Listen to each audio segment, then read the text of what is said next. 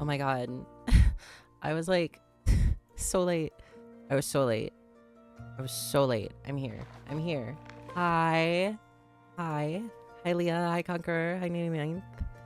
I do not really want to smooch the Wolfman. I think she's nice, but I don't really want to smooch her, I don't think. Like, she's very pretty. I'll say that. Also, NPR with a 90 stream streak. Did everybody watch the Nintendo Direct this morning? Did everybody watch that this morning? I didn't watch all of it, but I do know that we have a release date for Deltarune Chapter 5. Oh my god. Delta June Part 2 is real. Delta June Part 2 is real. So we are having a second Delta June. Toby Fox is doing this just for Pride Month. Toby Fox is so doing this just for Pride Month. Happy Pride Deltarune Chapter 5 soon. The 24th. We work that day, so we'll be able to do a little bit of it, but we won't be able to do the full thing. So we're gonna be dodging spoilers like crazy. It's gonna be so weird. It's gonna be so weird. But yeah. Hi Mossy and 99th with the 305 stream streak. Thank you so much. I appreciate it. I haven't seen it, but I did hear about Deltarune Part 5. Yeah. Come down with a case of food poisoning that day.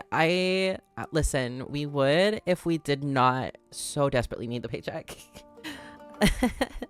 If we did not so desperately need the paycheck, definitely would try and be like, I'm sick. But listen, this economy bad. This economy very bad. Hey Oz. Oh, baby Oz is here, you guys. The sweetest boy. Their boss literally follows her. Okay, not the boss that matters, you guys. Not the boss that matters. Okay. The boss that follows us on here is not the boss that can technically fire us. So, that's okay. He's just like the guy in charge of like the cafe. It's not like the actual manager. So that's fine. That's fine. He's popped in a couple times. It's been really funny. Hello, baby. I'm lifting him. He is on the lap now, and he is purring. He's so baby. He's so baby. Legend of Zelda Ocarina of Time remake. Yes, I did see that too. Wasn't there also... I did see, I think, that there was a little hint at a Kingdom Hearts 4 moment. And then there was also a Dragon Quest Monsters game. But unfortunately, Dragon Quest Monsters does not look appealing because it's that... when we think about Dragon Quest Monsters, we think about the old Dragon Quest Monsters. We think about the Game Boy Color, like, pixelated graphics, you know, kind of like Mina the Hollower is. And we would want Dragon Quest Monsters to be in that style of graphics and all of that.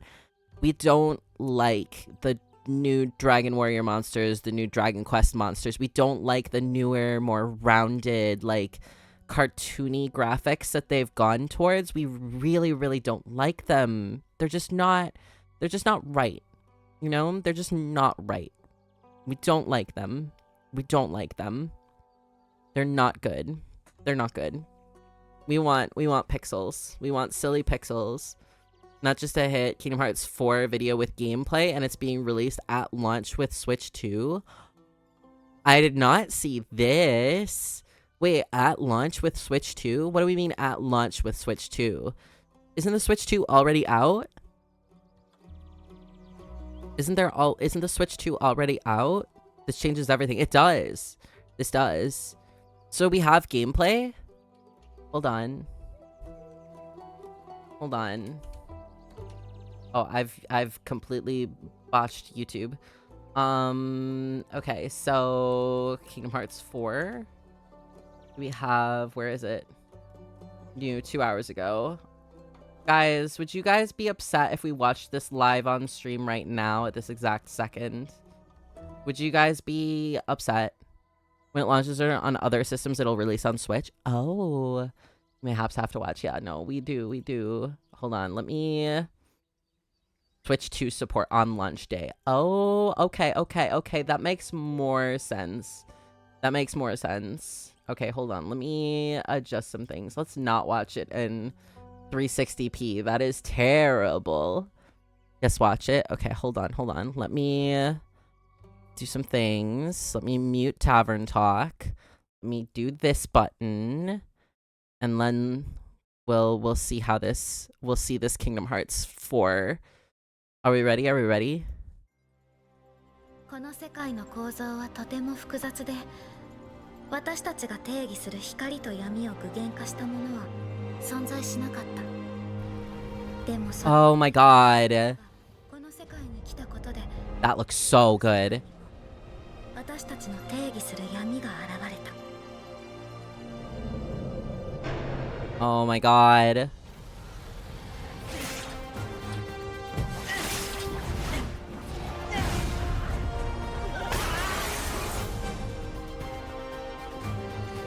Okay, hello? Hi. Sorry. Sorry, there was an attractive man. Oh, that boss, that enemy looks really cool. That's an interesting feature. Okay.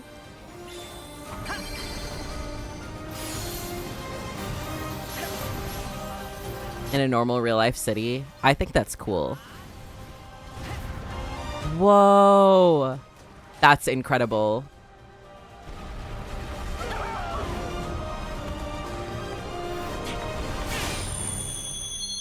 Okay. Okay. Wow. Multi-platform at launch. Wow. Steam as well. That's going to be very interesting. That's going to be very interesting. I'm excited that it's going to be on Steam because the other Kingdom Hearts when they were ported to Steam, like that was such a good move. Nice. Yes, very very nice. I like that. Okay. So we have more information about Kingdom Hearts 4. That looks good. That looks good. This is exciting. I did not know that it was an actual like trailer. I thought that it was just like just a little hint, a little tease. But that's super exciting. That's really cool. The Deltarune trailer looks really good too. And the thing about the okay. Chat. Can we briefly talk about the Deltarune trailer, Chapter 5? Actually, we should watch that first. Hold on. We should watch the Deltarune trailer. Deltarune Chapter 5. We should watch this. We should watch this so you guys can see it if you haven't already. Because, yes. But I have theories. There are theories. Deltarune tomorrow plus 14 days. Yeah, it's only 2 weeks. It's only 2 weeks. That's very, very, very short. That's very short. All right, let's watch the Deltarune Chapter 5 trailer. Ready, guys? Ready? I've already seen this, by the way, but I have theories. We have a theory. Look at... He's so cute. I just want to squish his face.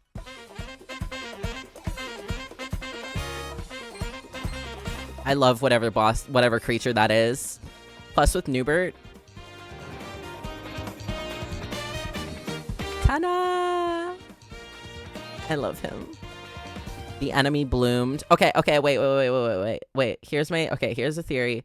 Here's a theory that I want to talk about. I think this... Hear me out.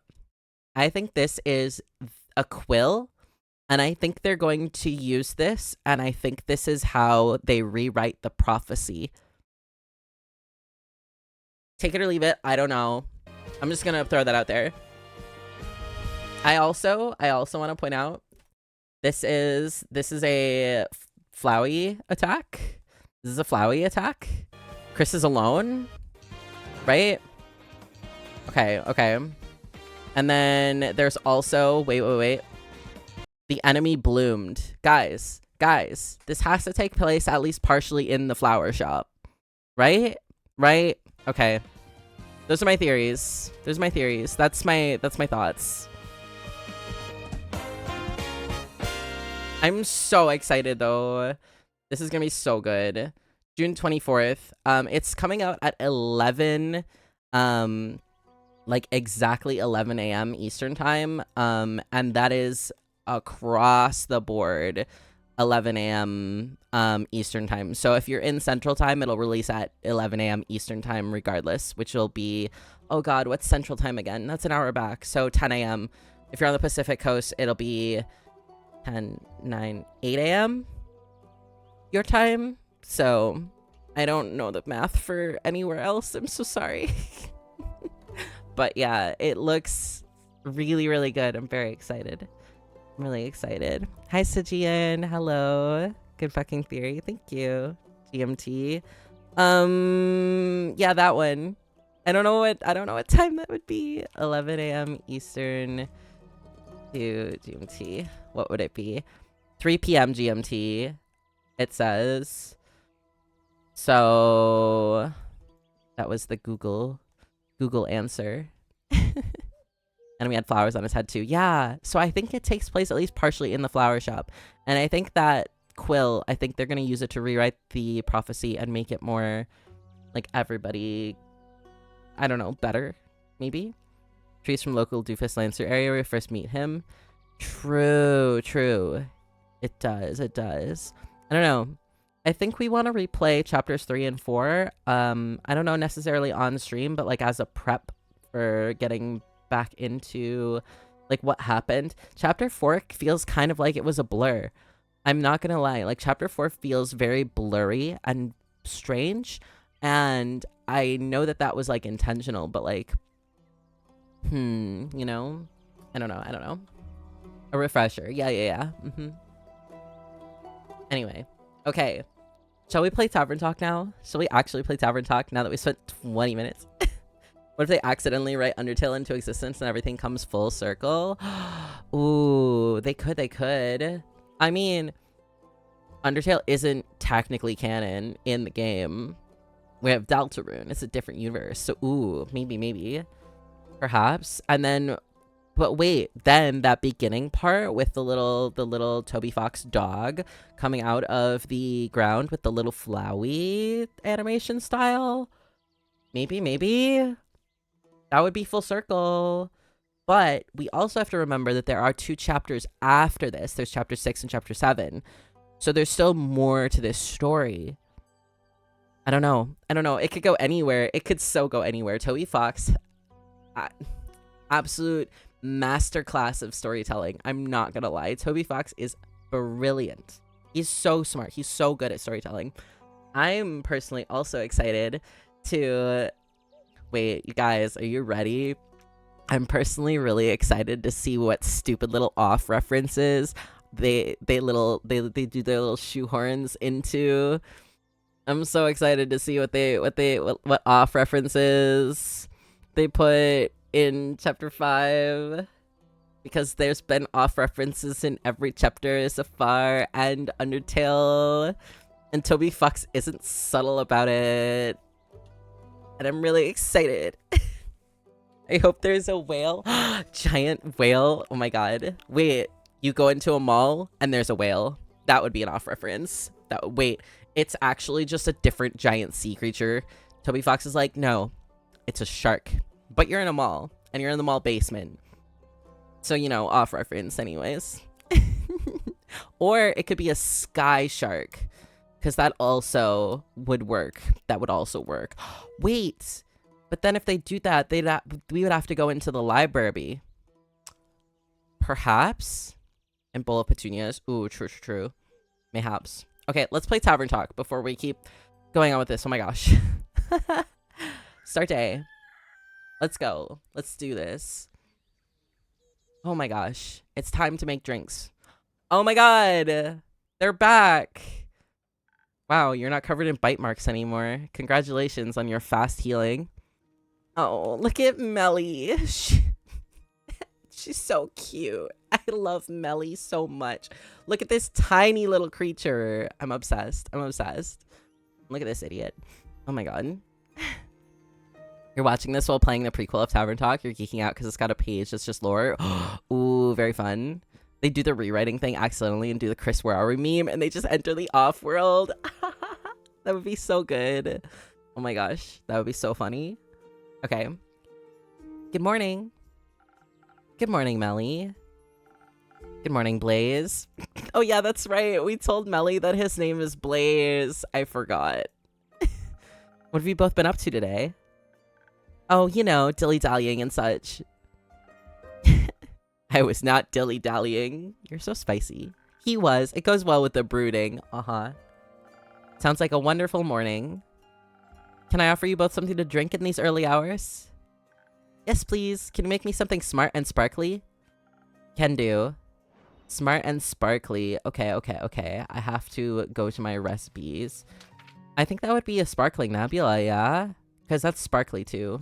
So, we need 3 of this. Perfect. And then we need 2 of this. Look at that. Wait, I gotta pet Andu.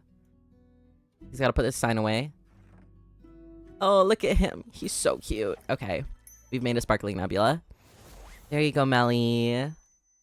A fresh brew of smart sparkles. Thank you. This is just the right amount of sparkle. Happy to hear that. Blaze, what can I get you? Nothing. Uh-huh. Alright. So has the cape found its way back home yet? Yes.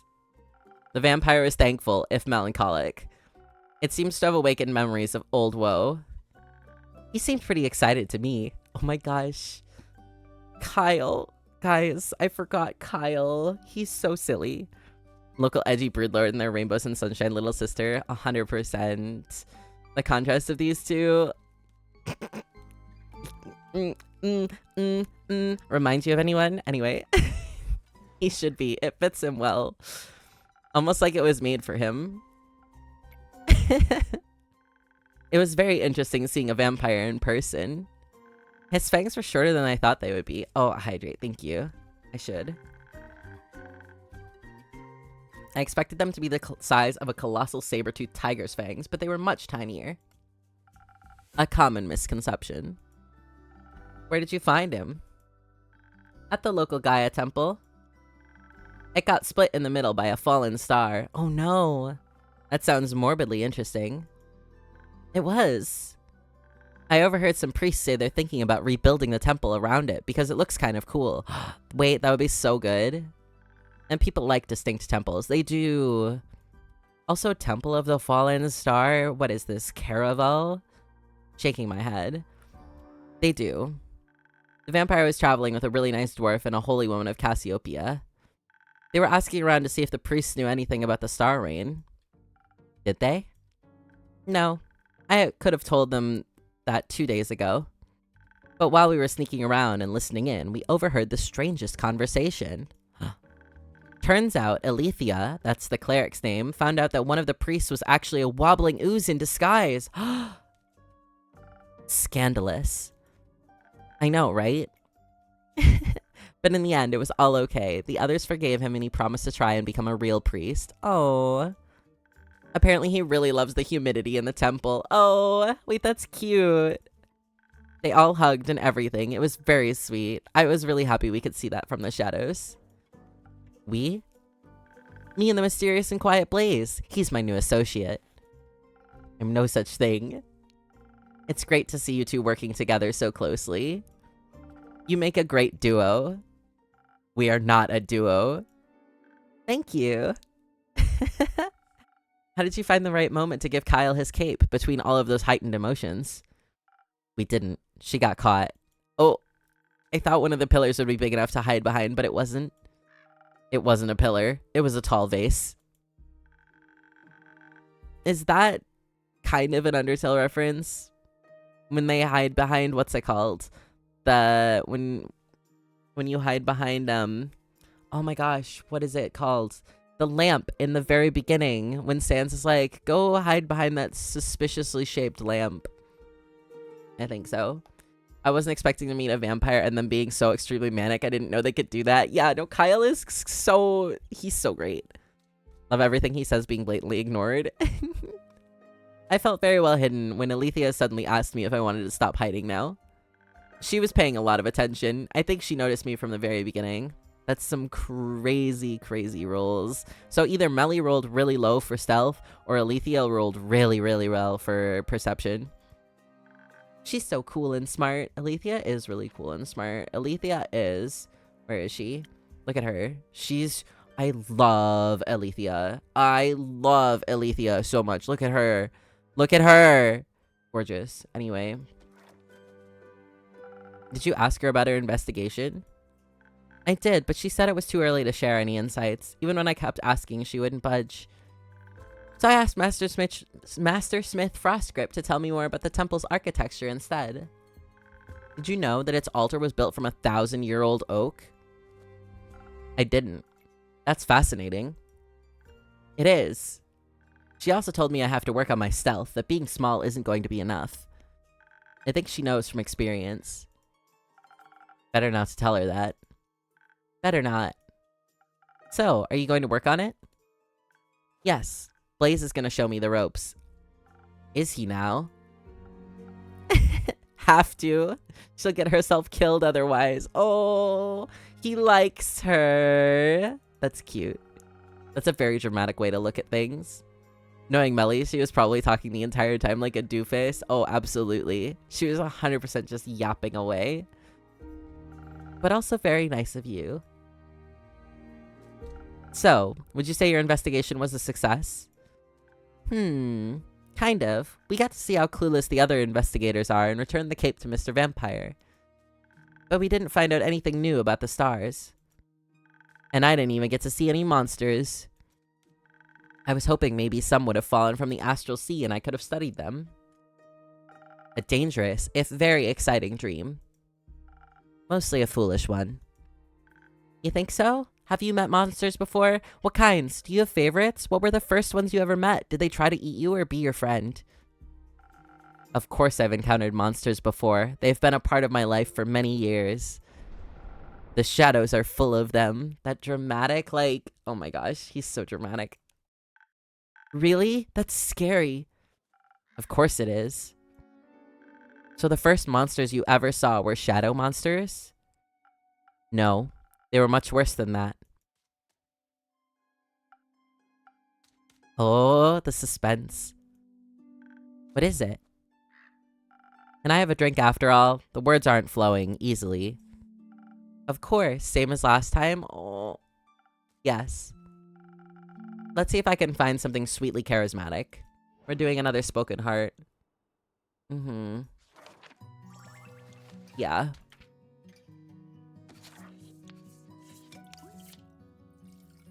Okay.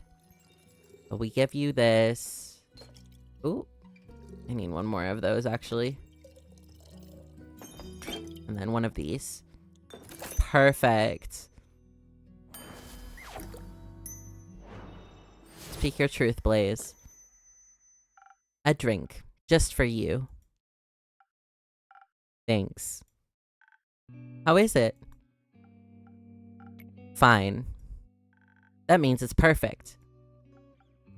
So, where was I? Ah, right. Shadow monsters. Back when I was younger, I had just joined the Shadowbanes and was eager to prove myself. It's said there are great riches far in the depths of the Gravelmac, a dangerous mountain range in eastern Physoia. Hidden treasure troves full of precious gems and gold, and I owed some debts. Hoping to find some jewels, I made my way there to the darkest of its crevices. Guarding its depths were creatures no one would ever choose to face. Bleak stalkers straight from the Twilight Chasm. Hideous creatures that have every right to be associated with the Nightmare Realm. They typically feed on rocks and gemstones, but they seem to think bones have the same general consistency. I wasn't able to harm them with my mortal weapons, so I distracted them with some of the gems I had managed to pocket earlier. It was a close call. I will never forget their twisted antlers and beak-like snouts. They sound kinda cute. They were not cute. If you say so, maybe one day I'll encounter some. Pray you never will. Ooh, rumor unlocked. Where is it? Deep within the gravelmack hide long-lost treasures and terrifying bleak stalkers, though the verdict is still out on their cuteness level. Very cool. Okay, so we have nothing else regarding that rumor, but that's fine. No thanks. Who's showing up? Or is that just the end of that? Oh. Hi. Hi, Care. Welcome back, Care. Are you all right? Yeah, of course. You want a drink? Yes. Give me something strong, please. No watered down muck. Got it. It's so... Her name being Care just brings me so much joy every time. I have to say. It makes me so happy.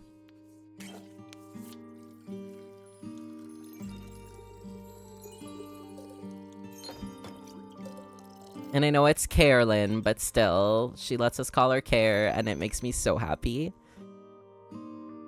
Blaze feels like someone's D&D character that is from someone who is a recovered 14-year-old edgy broodlord child. I mean, he's certainly something. They're definitely certainly something. I can't wait to find out more about their backstory, to be honest. They remind me of someone that I know. So... I think they're very cool. Spooky critters are adorable, always. Like Andu here. Look at him. Look at him. Look at his eyes sparkle. His eyeballs sparkle. He's so good.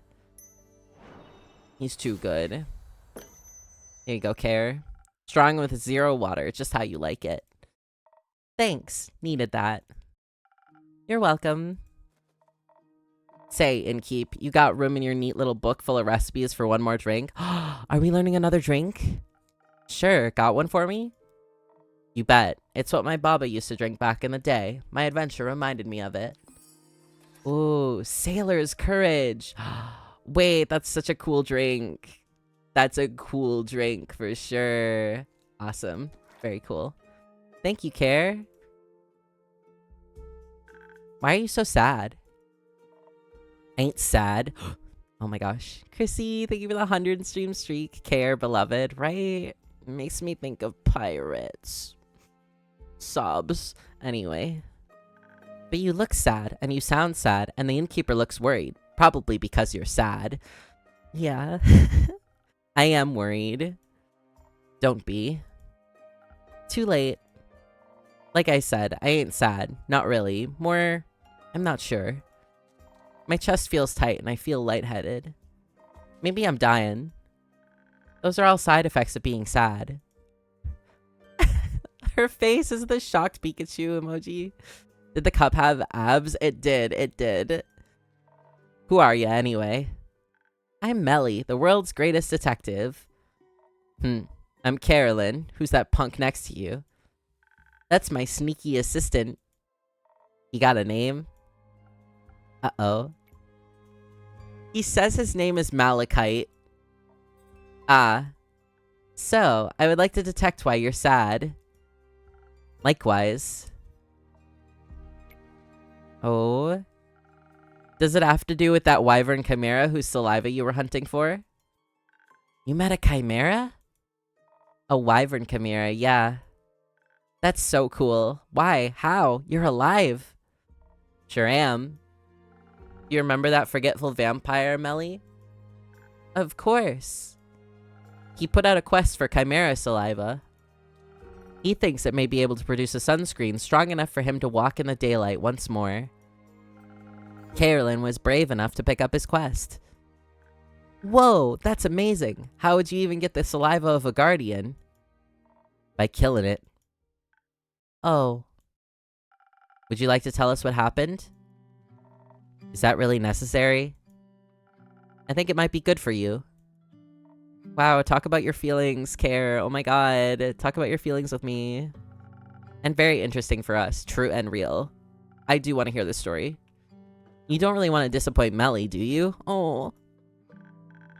Whose kid is that? And who's the blue twink of mystery? Miss Carolyn, will you please tell me the story? Oh, she's so cute. I would die for Melly.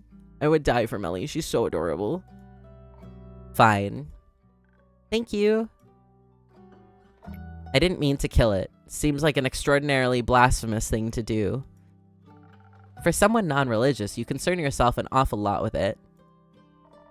Just trying not to be a dick, that's all. Usually I got no trouble killing beasts, but my Baba would have lost it if I had told her I harmed a guardian. I think so, at least. Not like she'd ever fought any of them. But she had the natural ability to know when it would have been right to do so. I ain't got that kind of sense. We'll see about that. How did the fight start? On my way there, I changed my mind from fighting to sneaking. Thought if I was quiet enough and had the veil of night on my side, I could just steal the saliva from right under its nose. Or maw. Drooled quite a bit, that thing. But I didn't know my way around the Quag Mangrove, and I wasn't as quiet as I should have been. Oh, I know all about that. But you got a giant sword, so you were prepared, right? Of course. Innkeep here even hooked me up with some fire resistance. Came in handy. And this sword, well, was made for killing beasts. Even the good kind, I suppose. Is it a magic sword? Not sure. Doesn't do any magic tricks. But it's stronger than your average steel and can resist even the highest heat, even without practical potions. Used to belong to my grandma. She left it behind for me. That's so sweet. Your parents gonna leave you anything? No, they weren't expecting to go, so they didn't think about that in time. Kair doesn't know that Melly's parents are very dead. But that's okay, I can find my own treasure. I'm sure you will, kiddo. So the Chimera noticed you? Yeah, sly beast pretended to be asleep while I approached it with the bucket. Not the bucket. When I tried to catch its saliva, it snapped at me. Would have taken my arm if I wasn't so tough. The ensuing fight was something else. Next to its dragon head, it sported a lion and a snake head. They fought me all at once with overwhelming ferocity. It was the fiercest enemy I had ever encountered, and even though its fire couldn't harm me, it took everything in me to beat it. I may have defeated it in the end, but I felt honored to have fought such a formidable foe. So you defeated it with your badass sword? Melly! Melly swore! Guys! Oh my god. I did. This weapon really saved my skin. Dealing the final blow, I felt like my grandmother was holding my hand and guiding me towards victory. I know, 6th classer! Oh my god! Or maybe I just imagined that. Maybe. Maybe that doesn't matter, as long as it felt real. Maybe. I even gave it a proper burial. It deserved an honorable send-off. Aww. I had a big yawn, I'm so sorry. I almost left the sword with it too, but it's too good of a weapon. The dead don't need swords anyway, that's true. Yeah. You know, I did achieve her dream. I saw a wyvern chimera, in the flesh. I fought it even, and then I killed it. Does that mean I killed her dream? No. I think it means her sword saved you from dying. I'm sure that was a dream of hers too. Oh. Oh. Wait, that's so cute. Possibly, but she would have found another way out of it, I'm sure. But she ain't here, so I thought maybe it was time I put her to rest as well. Left my goodbyes for her with the chimera. Maybe it can pass them on. Oh, I'm gonna cry. That's so sweet. Oh. May Tuat listen to your pleas. May he find that much mercy in his cold, dead heart. Is he dead, you think? Tuat, I mean. He does reside over the spirit realm, and only the dead can go up there, so he must have died to have gotten there, too. Or he's always existed there, was made to watch over the dead. He's a god, after all. I would also like to point out, very quickly, Melly still has her drink, and Kair has her drink. Blaze's drink is gone. That man gunned it. He was like, hang on, I need a drink. And just, like, had his drink. And now he's just sitting here, just listening. Thanks, Blaze. There's no clear consensus of what the Great Spirit Dragon really is. He chugged it, yeah, for sure. A dead dragon, a god who could always control death from his very inception. A reflection of what we believe death to be. Death itself. He could be anything. What would you like him to be? What hopes do you have? I hope he's kind. Oh, I hope so too. Then, I think he's kind. Maybe we should follow his example. I like that. I like that sentiment a lot. Choose kindness, you know? That's what heroes are for, right? Indeed. You're one of those. Right, Care? Of course she is, silly. I have to agree. You know what could be very heroic of her? What? If she brought the saliva to Kyle, the vampire, I'm sure his joy about finally being able to walk in the sun will be extraordinary. Too lazy to go yourself? My domain is merely my tavern. You're much more likely to run into him. Fine. Might as well. Need to get moving anyway. You're leaving? No, just need to move around. Any of you happen to know where I can find this vampire? Oh my god, his nameplate has changed to Malachite now. Last saw him at the Gaia temple. The priest might know where he went. I know where he wanted to go. I overheard him talking about it. Care to share? I want to trade it. The information, I mean. For what? Can you teach me how to use a greatsword? Melly. I don't think Melly could lift a greatsword if she tried. That's it? Sure thing. Right now? Is right now okay? I got the time. Might take you more than one lesson, though. That's okay. I've also got time. It's a deal, then. I'll show you the basics and you tell me where to find the vampire. Yippee! Oh my god. She yippeed. She yippeed. I physically can't leave this bar. Yeah, exactly. We are stuck here. That is, if your assistant is alright with that. Don't care. Not my circus. Not my monkey. Oh my god. Okay, kiddo, let's go. Innkeep, can we use your front yard? Sure. Of course. Go wild. Will do. Are you coming too, Mal? Oh, Melly just adapted to the name switch. No, I'll stay here and have another drink. Do we get to talk more with Zephyr? Okay, you can join us later. I can't wait to learn how to fight. It'll be so helpful for future adventures. Innkeeper, do you have any quests I could go on after this to practice my sword and stealth skills? Not yet, but I'm sure something will come in. Be patient. I promise I'll have a quest for you soon. I can't wait. I'm going to destroy any challenge with wits, stealthiness, and great swords. Ha! I know you will.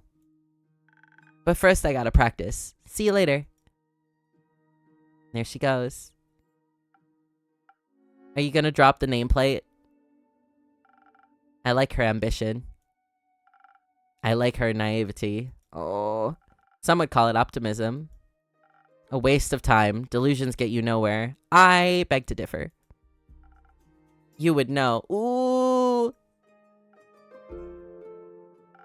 Another drink, please. Same as before. Sweet and all. Oh. Coming right up. I got you. Another spoken heart for you.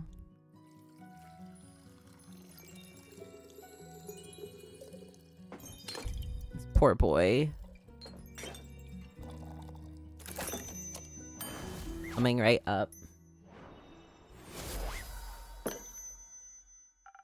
Some sweet optimism for my most pessimistic customer. This is sweet enough to make me optimistic for future drinks. Wow, I'm proud of myself here. You should be. So, Malachite. Just leave me to my pondering. Got it. Oh my god, he gunned it again. It's gone. Fable! Hi! Hiya, Innkeep. Hiya, Fable. I'm so happy to see the tavern looking healthy again. And you too. I'm sorry it took me so long to check in. That's alright. I hope the last 2 days weren't too hard on you.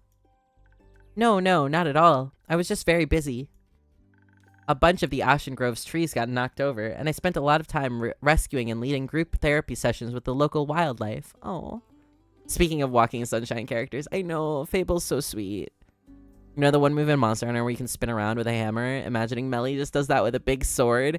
Wait, have you guys seen... There's a game on Steam. Hold on, let me see if I can find it really quickly.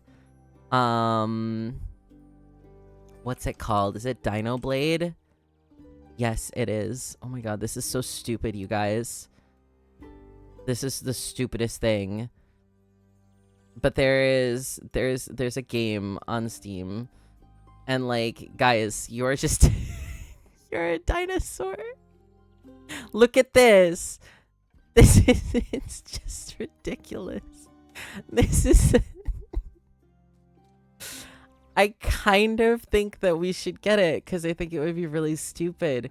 But like, oh my god, it looks so ridiculous. It's just an intense action RPG and you're just a Spinosaurus and you have a great sword. And that's the entire premise of the game. It's so silly. It's so silly. It's actually just ridiculous. Okay. Of course I had to check in on all the nearby settlements too, see if they needed help with any damage after all of that. Did Uncle Dragon make it?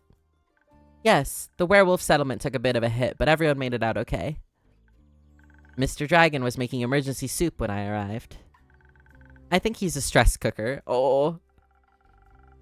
It's very nice of you to check in with everyone. I had to make sure everyone was okay.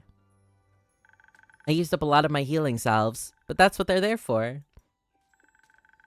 I'm not happy I had to use them, but I'm glad I was prepared. May I request something? Go ahead. Do you maybe have a drink in your repertoire that could assist someone in a situation like mine? Your drinks are powerful. I'd like something that would make me tougher while also replenishing my social energy. I think I'm all done with helping out now, but a drink like that would be a real game changer in case something like this happens again. I don't think I have a recipe for that yet. But don't worry, I've already got an idea. But even without such a drink, I'm sure people were very thankful for your presence. Ooh. That's very cool. I love the look of that. Well, they weren't mad about it, at least. Though, I sort of feel like people aren't really as concerned as I thought they'd be. When I saw the stars fall, I thought for sure the world was going to end. Hi, Fishy. Yes, I recall. You were right that it wouldn't, of course. But I thought that people would be a little more freaked out by the lack of a night sky. But everyone just seems to be okay with it. I asked one of my sisters about it, and she said, "Who cares? Some wide-eyed adventurer will surely put them back at some point. Let's worry about replanting these tomatoes." Aw, living in the moment. I love that. I don't even know if you could put them back. You can never put back what's lost. But you can always replace it with something new. Oh, I'm gonna cry. You heard about Dino Blade from the original TikTok video about it? I think that's where we heard about it too, like forever and ever ago. Definitely. And it's true, you can't replace what you lost, but you can move forward with life, and you can it's like when you're grieving somebody, like somebody passes away or something, like you can't fill the hole, you know, like you can't fully fill what they left, but you can find new things to kind of bring you the same or similar joys and whimsy as that kind of stuff, you know? It's so I love this game already so much. It's so good.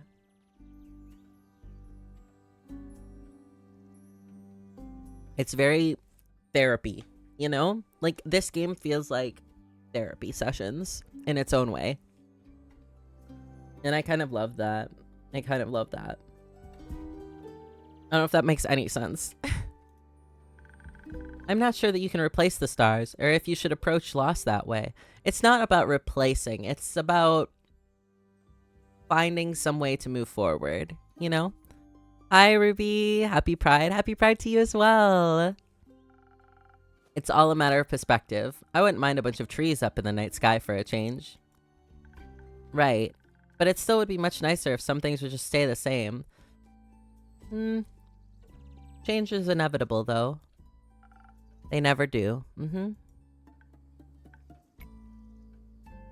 I'm just happy everyone is okay. Did you check on Kayer yet? She should be hacking my terrace to pieces outside. I did, outside, on your definitely not hacked up terrace. Just out of curiosity, do you own any wood glue? Oh. It was nice to see that she's okay too. I was a little worried she would just leave and never talk to me again. So it was nice watching her train Melly with so much enthusiasm, and to catch up a bit, that too. She tried to rope me into their greatsword training. Did you accept? I'm not really a sword kind of elf, but it was fun to watch her teach Melly. She's very sweet. Sometimes the best therapy is to play a game that throws rocks at you emotionally. Absolutely. 100%. It really is. Indeed. And I was just relieved to see Carolyn doing all right. And she was relieved about Mr. Dragon. And about you, I'm sure. Maybe.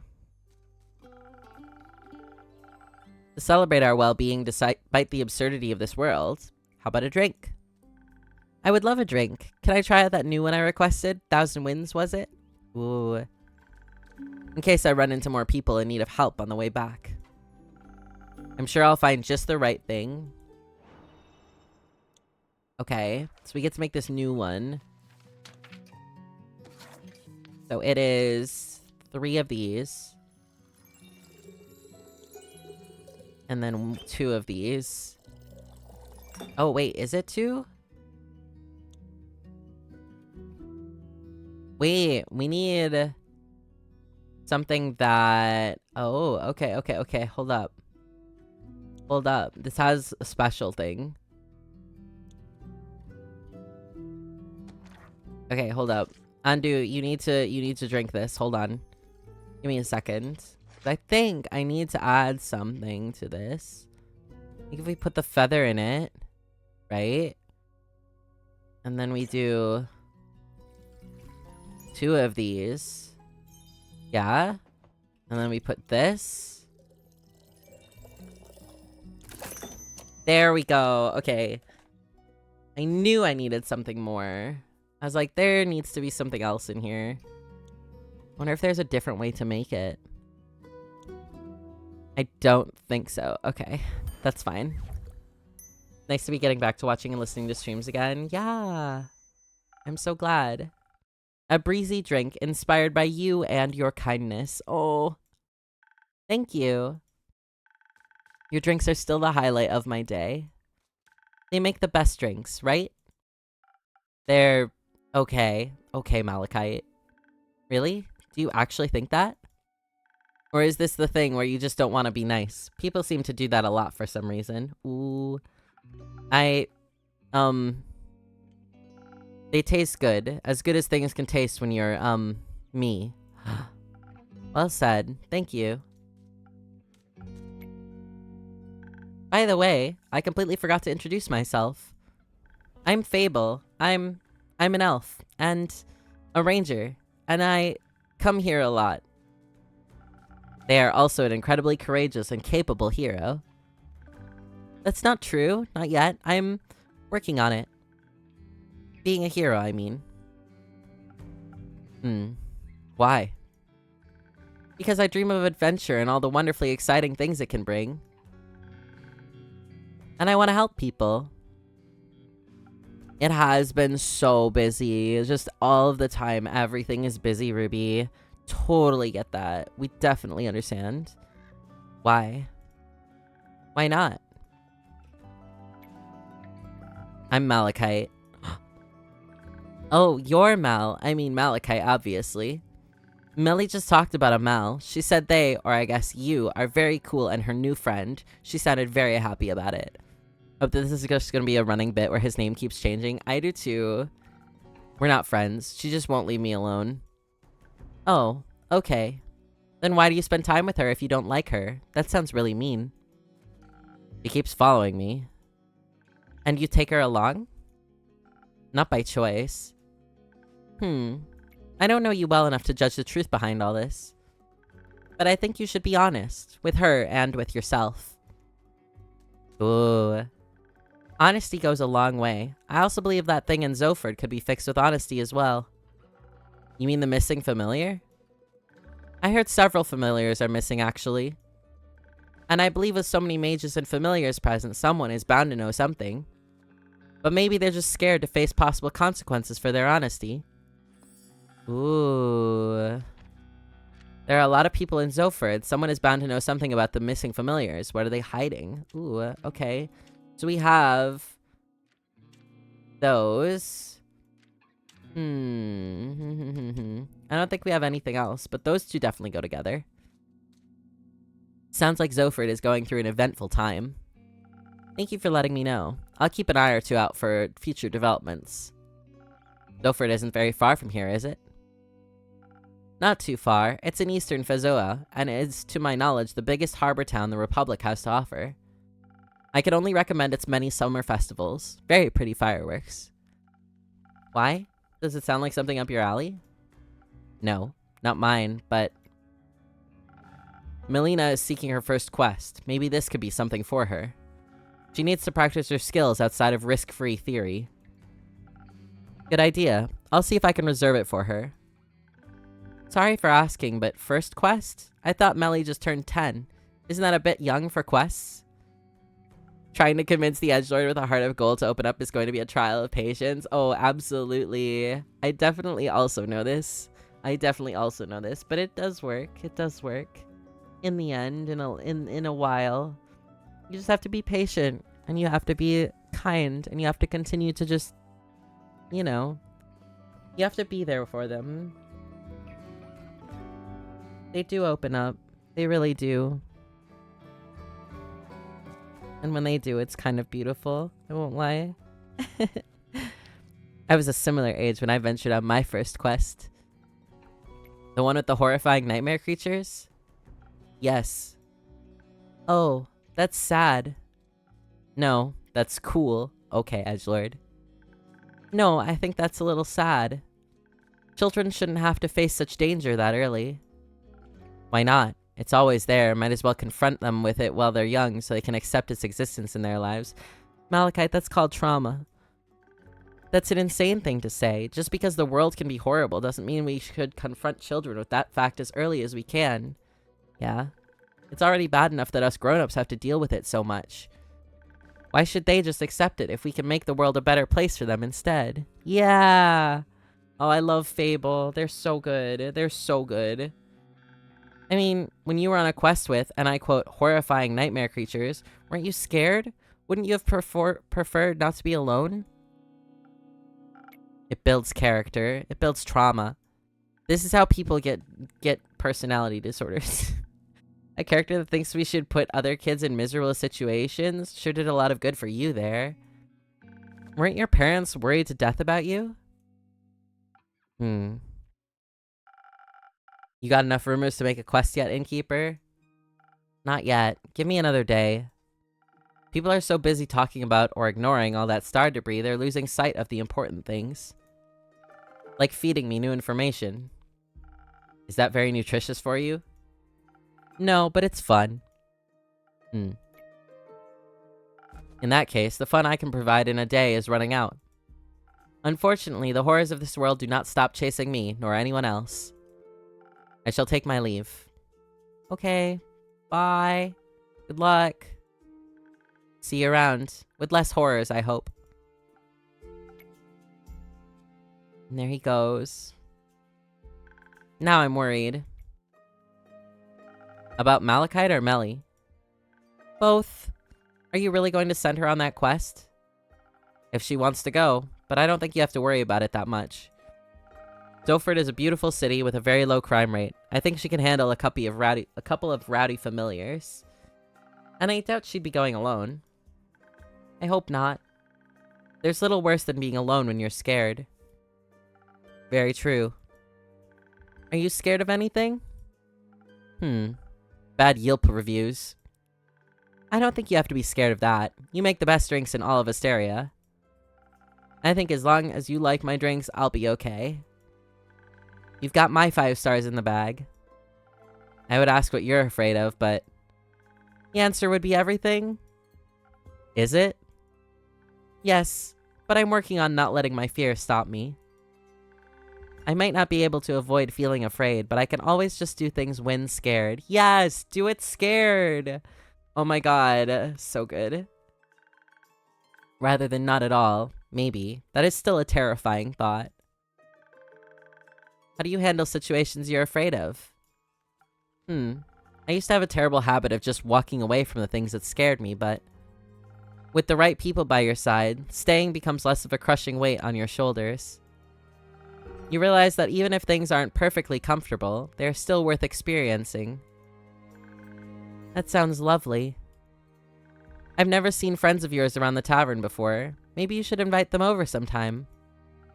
Perhaps. Though one of my friends is sitting here right now. Where? Wait, are they invisible? Oh, you mean me. That makes me really happy. Also makes me feel pretty bad about having to go back home. Don't worry. Go home, fix the many things that worry you, as long as you come back. Always. I'll see you tomorrow, innkeeper. See you tomorrow, my friend. I'm gonna cry. That's so cute.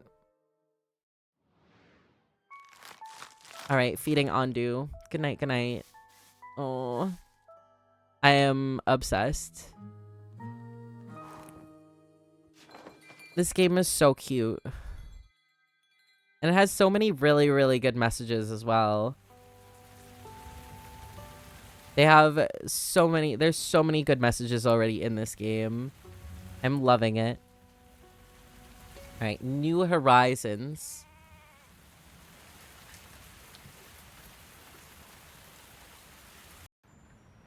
Oh, hi, who are you?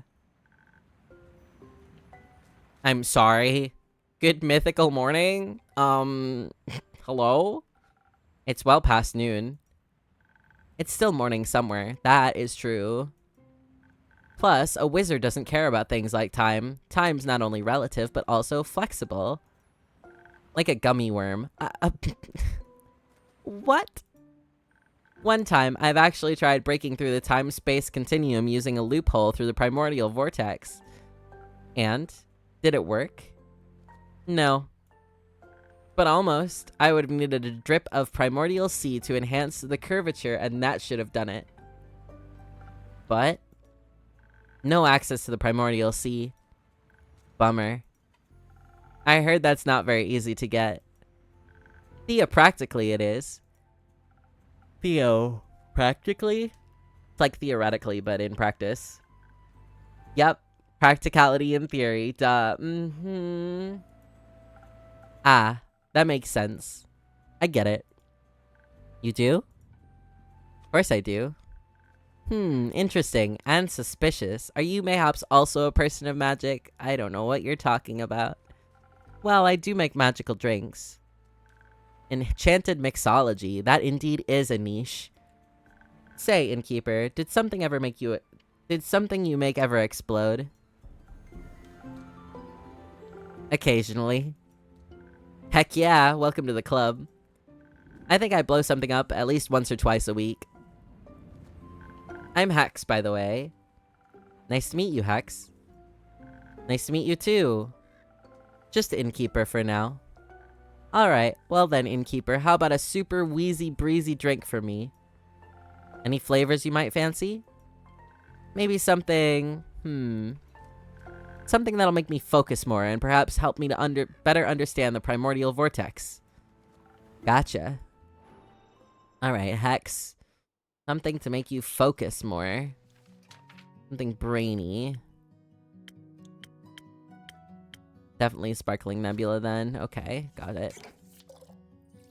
Time is flexible, my excuse prior to get put on stimulants for ADHD. See, time is flexible. However, there are things that you have to adhere to time for.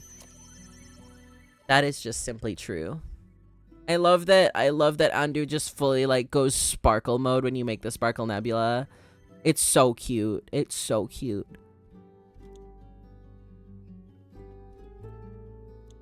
You like Hex? I'm liking them too. Seems pretty cool so far. This should boost your focus like nothing else. Amazing. I can already feel the ideas cooking up. I think I figured out a way to get that primordial seawater too. Never mind. The explanation would be too complex to grasp, so... What complex reason brings you to my tavern, Hex? Getting away from the other smartest person in Asteria. And who would that be? Doesn't matter. You tell me. Oh. My sister. She's studying and driving me crazy with all her theories. They are so reasonable, you know? No chaos, but there has to be a bit of chaos in everything, doesn't there?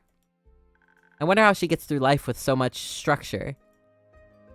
Oh my god, who are you? I love him. His tie has little fish on it, and he has little fish on his top hat. I love him. Oh my god. Oh my god, who is this majestic bone man? I'm obsessed. Stop right now. Oh my god. Wait, okay, do we have Hex's, the tower. Okay. And we don't have Mr. Bone Man yet, but the tower for Hex is interesting. Oh god, wait. Malachite's name is now actually changed in the book, too. It went from Zephyr to Blaze to Malachite, so maybe that's not even his real name either. I guess we'll find out eventually. Mr. Bones? I know! I know! Structure is the key to everything, young lad. Without structure, there is no chaos, and thus there'd be no entropy. I've found entropy to be quite essential in this world. And you are? Oh, how rude of me. Top of the morning to you, lad, and to you, innkeeper, is it? Correct. Nice to meet you. Nice to meet you, too. I suppose you may call me Scully. My actual living name would be too ancient to be spoken out loud. It's just Cthulhu mutterings, basically. Oh my god. I love him. I love him. I'm an archivist. I love him. Scully. Wait, do we have it yet? Yes, the magician. Of course, of course, of course, of course. Chaotic neutral, Arcana the magician. I can see it. I love him. I am obsessed. If a really funny cosplay idea, I love him. I just want to squish him. I want to hug him so much right now. He's perfect. He's everything. I'm obsessed. I love how, like, annoyed that Hex looks, and I'm just, like, I'm obsessed with this creature. Okay, so he's an archivist. At least I used to be. Now I'm dead, you know? Good for you. Somewhat. Not completely, obviously. Under mysterious circumstances, I happen to still be conscious. So you're undead? Precisely. How? Well, I passed on, and then one day I rose from my grave. It was like a long sleep, completely knackered for thousands of years. At least I believe it's been thousands of years. What year is it? 1755. Fuck, that's brutally long. So, how did you come back to life? Oh my god, look at him put his little mustache back on. I can't. I love him. Oh, it falls off again. Just put it back on. It's okay. How did you come back to life? I'm not too sure myself. I woke up and walked on like nothing had happened. Thought to myself, might as well explore the world anew. Those who'd risen with me didn't seem to be inhabited by an independent conscience. And alas, didn't care. Those who'd risen with you? There are more like you out there? Of course. Undead rarely rise alone. They mostly serve a master. Right. However, I decided not to bother with that and go my own way. Oh my god, give me the information. Maida and the personification of a gentleman, and he's, well, dead. Or at least he was dead for quite some time before he rose again. But contrary to his fellow undead, he returned conscious. That's so good. I love him so much. Going south, I passed through Zoford and found a small little tavern. A bit like this one, more nautical in style. They had a lot of fish. I've never been a fan of seafood. Though, I got to listen to a lot of the town's gossip. Oh, here we're gonna get the rest of the Zoford quest. For Melly. Care to fill me in on that Zoford gossip? Well, apparently a well-known noble married a commoner and decided to run off with her, leaving a family without an heir. But there's more. Fishermen fear that Zoford has been cursed by a sea witch. They say the docks are being haunted by lonely animals that stare blankly at the waves and the moon all night. And during the day, they disappear like ghosts. Bit of a weird curse. Fitting for any sea witch or wild sailor's tale. Ooh. Zoford's docks are a popular viewpoint for animals interested in a nighttime vista. Surely only a sea witch can be responsible for this. But wait. Familiars are missing, so a sea witch is pulling them to the docks? Maybe. Innkeeper, say, do you have a drink for this undead fella? A drink and a mop? Just a drink. I won't be needing a mop. If you say so, what would you like? Something that'll loosen up this non-existent tongue. Spoken heart it is. Charm and appeal. Coming right up. I'll make you a spoken heart. Yeah. I love making this one, honestly. This one reminds me of the Starless Sea in a way. I think it's very good. The drink is still moving. I need to give it a second. Oh my goodness. There you are. A real charmer, just for you. Jolly. I feel like I can conquer worlds with my words alone. Oh? Not that I would ever do that. I care more about words than worlds. Archivist things, you know? Yes! I spent most of my time reading, sorting, and archiving. That didn't leave a lot of time for dreams of hubris. Are you sure? Academic hubris is a powerful one. It's true. Come on now, that type hardly counts. Agreed, it's only natural. Oh, I think you've given me an idea, Bone Man. I did? Yes, if I can enhance the aging process of cells, the incubation procedure could. Alright, I gotta go. If my sister asks if you see me, no you didn't. Thanks, bye. And there he goes. Bye, Hex. Energetic young fella. Indeed. If you don't mind, Innkeeper, I'd like to linger here a bit and enjoy the moment. Hold on, let's read Hex's thing. Very impulsive wizard who loves chaos and everything unreasonable. One of the two smartest people in all of Asteria, with the other being his sister, who seems to be his complete opposite. Thanks to him, I also learned a new word. Theopractically. It means practically in theory. Beautiful. I like Scully a lot. Also, hold on a moment. Because what I'm realizing... Where's the audio? I'm going to turn this up just a smidge.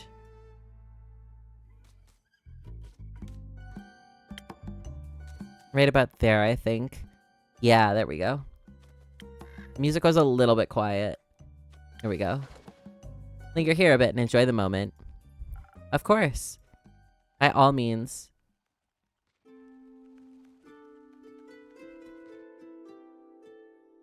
Oh, and Fable! Fable, look at our new friend Scully. He's great. Hey, and Keep, how's it going? All fine and dandy. How about you, Fable? I'm still very busy helping the farmers rebuild their barns and fences. Also, apparently a bunch have lost their crops due to how hot the stars were. It's terrible. Seeing all this destruction is terrible. I've never seen anything like this before either. Oh, Hex was like, what do you know about chaos? And then John Chaos walked in on his bony feet. It's true. Historically, the Lady of the Gilded Sea never struck me as someone to unleash baneful omens. Apologies, my manners. It's impolite to burst into a conversation just like that. I'm Scully. Fable. Nice to meet you, Fable. Again, my apologies for the impulsivity. That's alright. I was just surprised you could actually talk. Oh, no offense. I just thought, usually... None taken. Usually skeletons don't speak. Theopractically, they don't. Hey! Oh my gosh, using the word that Hex just taught us. Theopractically. Practically, in theory. Exceptions confirm the rule. You sound like a wizard. Please don't say that. Uh-oh. Okay, let's pretend I didn't. Scully, how did you like their drinks? Surely an experience. I can feel it gurgling in my bones. Sometimes they do that. Could you also make me a drink, innkeeper? I don't want my bones to jingle, but something that enhances my finesse would be nice. You know, you have to be very delicate with zucchini seeds or they'll give up immediately. Of course, coming right up. Finesse, huh? Okay, so we're doing a swift strike for you. Unless we have something else that does that. No, I think that's the only one. Swift strike it is.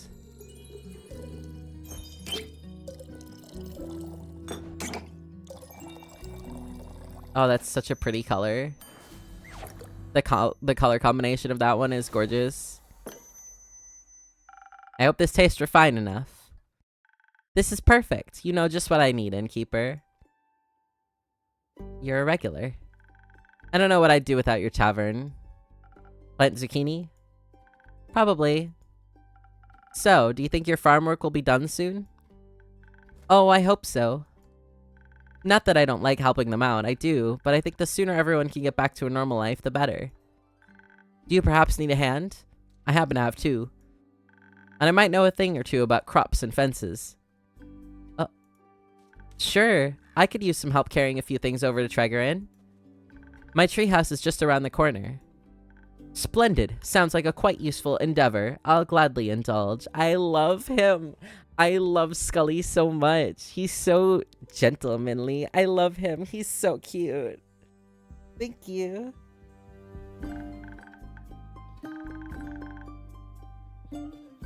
Big stretch. Innkeep, before we go, I have something I wanted to give you. What do you have for me, Fable? Some dried honey flowers. The farmers didn't know how to thank me, so they gave me these flowers. And you're always so helpful and nice, so I wanted to share them with you. I'm sure you already have at least 4 ideas on how to use them. Thank you very much, Fable. I'll make sure to put them to good use. Ooh. Very fun. Okay, okay. Inspiration. We now have 2 things that do inspiration. That's really cool. So you accept donations for ingredients? Certainly. I can only get my hands on so many infusions myself. What about recipes themselves? It's always good to get more inspiration. Wonderful. In my prior life, I had access to a lot of books about magic and potion mixing. I think I still recall my assistant's favorite recipe. First snow. Oh, that's so cute. In between hot chocolate and frozen glaciers, you'll find yourself well equipped to hike into the snowy mountains. Do you store it under your hat? Of course. Where else would I keep it? Fair enough. Thank you for the recipe. Innkeeper, thanks for being such a patient and pleasant host. I shall be on my way then, with Fable. But I'll be back, should I not crumble into a pile of bones from one day to the next. Let's hope not. I won't. I'm just joking around. I hope. I wouldn't want to be responsible for that. Anyways, Innkeeper, thank you so much. See you around. Let's go, Scully. No time to lose. Here they go. You're making burritos and pot pies for lunch? That sounds really good. I hope you enjoy. Kyle! Kyle and Rhea are back. Hi, hi. Wait, Kyle has his cape. Look at his cape. Oh my god. Look at his cape and how it flows so nicely. That's so fashionable. Kyle's so good. That I was able to witness such rarity in my lifetime. Immaculate. You would even get excited about a rusty nail. Of course I would. Such a splendid chemical process. Metals have a variety of chemical processes. Rust be my least favorite of them. Ruins lots of hard work. Does it now? Yup. Makes everything porous. Oh. Kyle, Rhea, nice to see you both again. I know he kept the slime. Likewise, dear innkeeper, how has your day been? Can't complain. Had some interesting customers today. Ah, like that one distinguished gentleman who crossed us on our way in. Distinguished? Yeah, gentleman, dunno. A giant top hat doesn't make you a gentleman. What makes you a gentleman? Manners? He was quite polite, I recall. Greeted me with a tip of his hat. You find everyone polite, even your slime. But Mr. Slime is quite polite. Innkeep, say, that dagger over there. I feel like it's strangely familiar. For some reason, it reminds me of my dear Evelyn. It looks like the knife she used to peel oranges with. Oh my goodness. Highly impractical, I tell you. I imagine it would be. Do you know if that is her dagger by any chance? I think that might be a story for another time. Let's not worry about it now, shall we? Okay. Say, Innkeep, have you read that letter yet? That'd be a story I'd love to hear right now. Not yet. No. Tragic. I've always loved writing letters. Innkeep, you got a drink for me? Something that'll make me tougher. So I can get through today's babbling. Of course. Alright, you want something strong. I want to make Sailor's Courage for someone. I suppose... Oh, we could make the first snow. This one's new.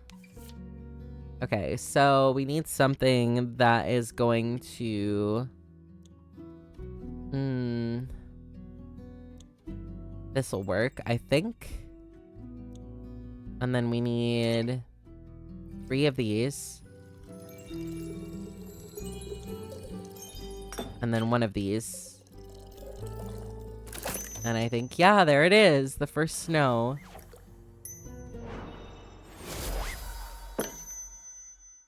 Now that's what I'm talking about. A gift of the great dragons. Well, thank you. I gave it my best. Can taste that. I feel sturdier already. I've had me doubts about you, Innkeep, but I must say, you know your job. So, how's the day been for you two? Usual. Splendid. It was my first day in centuries out under the rays of the sun. And how did you like it? It's brighter than I thought. The light of the sun, I mean. Oh my gosh. Ria and I took a day trip to the capital, since I rarely even get to see it full of daily life. There were so many people. Too many. Just the right amount for a city. It was so vivid, it almost made me feel alive. And everyone was able to admire my beautiful cape. Is that the cape? The cape of invisibility? It absolutely is. How curious. Does that mean you two are going to Baruvia now? Huh? Why would we want to go there? That was the deal. I help you get your cape, so you can attend that fancy Baruvian vampire banquet and I get me gold's worth. Oh, but I got that invitation about 500 years ago. Kyle. Didn't I mention that? Oop. No? What about me material then? Well, I can give you the gold right now if you want.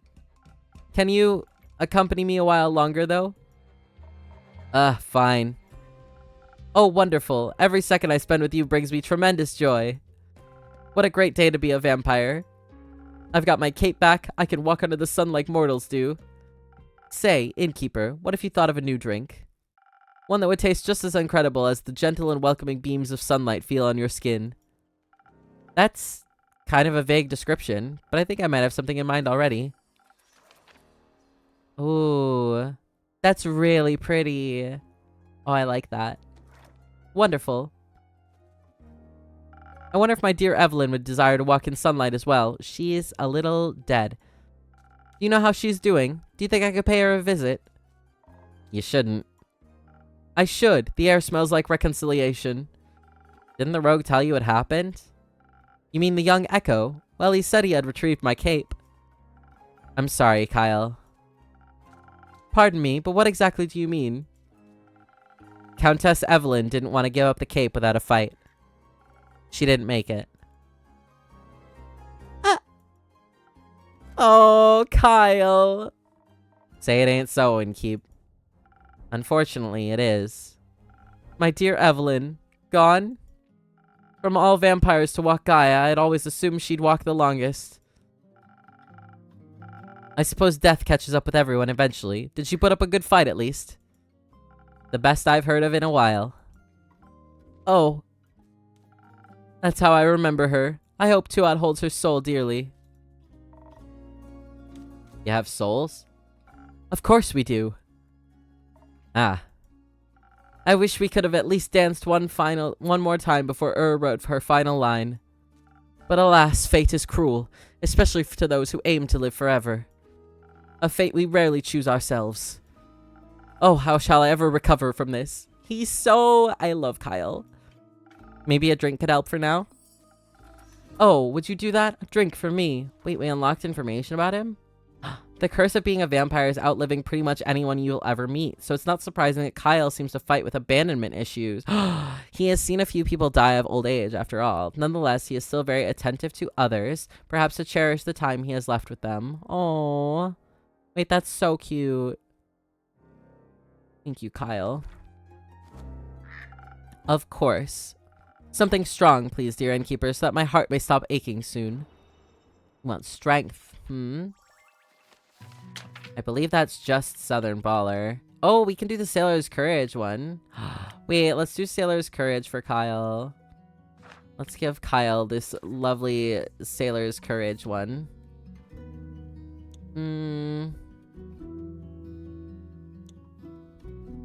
I think we have to do this one. And then we have to do one of these. And we have to do 2 of these. And then we do 1 of these. Oh, wait, that's not right. We're out that one. And then this. And I think that's it. Yeah, that's it. Okay. Perfect. Here you go, Kyle. Kyle is so Tumblr baby girl. He is. I can't mend your broken heart, but perhaps this helps. It does. Thank you, dear innkeeper. Oh my god. Why don't you tell the innkeep more about your day, Right. I suppose I wasn't done yet. Where was I?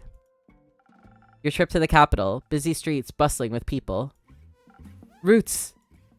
Roots? Roots. We admired the roots that enclose the city almost like a rampart. I finally had the chance to take a closer look. Quite fascinating. For once, gotta agree. Almost made me believe the myths are true. Myths? Myths, I've told you. Rumor has it that these are the roots of the Aether Tree. Breaking through the surface and taking hold of Gaia where they guard the capital. Ooh. Capital is wrapped in roots protected by the divine. According to a myth as ancient as time, these are the roots of the Aether Tree. Very cool. Okay, okay. Very funky. A very good defense plan indeed. What is wood going to do to protect a city? A city is protected with stone. Oh. I was never very involved in fortification efforts. I figured. Oh. Oh? We've also met the lovely Seraph again. How are her investigations coming along? Very well. She seems eager and determined. A detective spirit. Believe the last made her way to Dulwell. She seems to be onto something. I can't wait to hear the story when she returns. Likewise. Say, Rhea, can we go to town and check out the antiques dealer? Oi, why? I want to see if I can find any keepsakes from the old times. Ugh. Very well then, but you won't munch on the shopkeep, will ya? Of course not. I'm well satiated from the innkeeper's creation. Alright then, let's go. Goodbye, innkeep. Enjoy your shopping spree. And there they go. And before we meet this lovely lady, oh my goodness, we have to take a little ad break because ads are about to play and we don't want to miss anything. So get up, stretch your legs. We'll be right back to meet this lovely human being. Maybe not human. And yeah.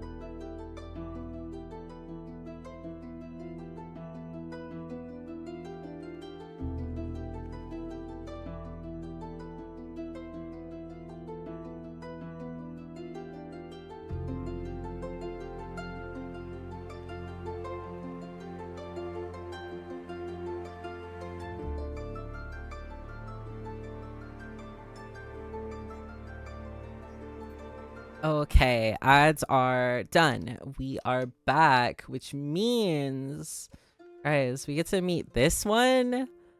They come with a dog. Guys, baddie alert, baddie alert, you know? Oh my gosh. I love their hair. I love their hair. I'm actually just like obsessed. That's such a cute cut. That's such a cute coloration. Oh my god. Well met, adventurer.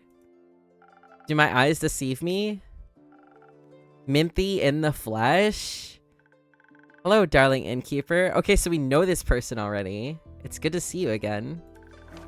Wait, have we met them? No, we haven't. Who is this? It certainly has been a while. Must be hitting that 15-year mark, right? Oh, okay. It'll be 25 years soon, actually. Oh, goodness. Ah, you know how I am when it comes to keeping track of time spans longer than a decade. I'm well aware. Good that you have me to drop in from time to time to remind you, I couldn't be more grateful. I was a Tumblr girly before I was a girl. Especially when you bring Casket and Kane along. Oh, do cute service beasts still get a discount here? Oh, there's a second doggo. Oh, I love them. I love her. Always. So what's brought you back to the area? It's not your usual haunt. No, I generally prefer something more moist. Ha, not the word I'd have used. But something akin to that. It's decidedly too arid around these parts for my taste. I didn't notice the second pupper either. I noticed the one on them. I'm gonna sob right here. And here I thought I would get to at least enjoy the recent downpour, but no. The stuff that came pouring down was stars.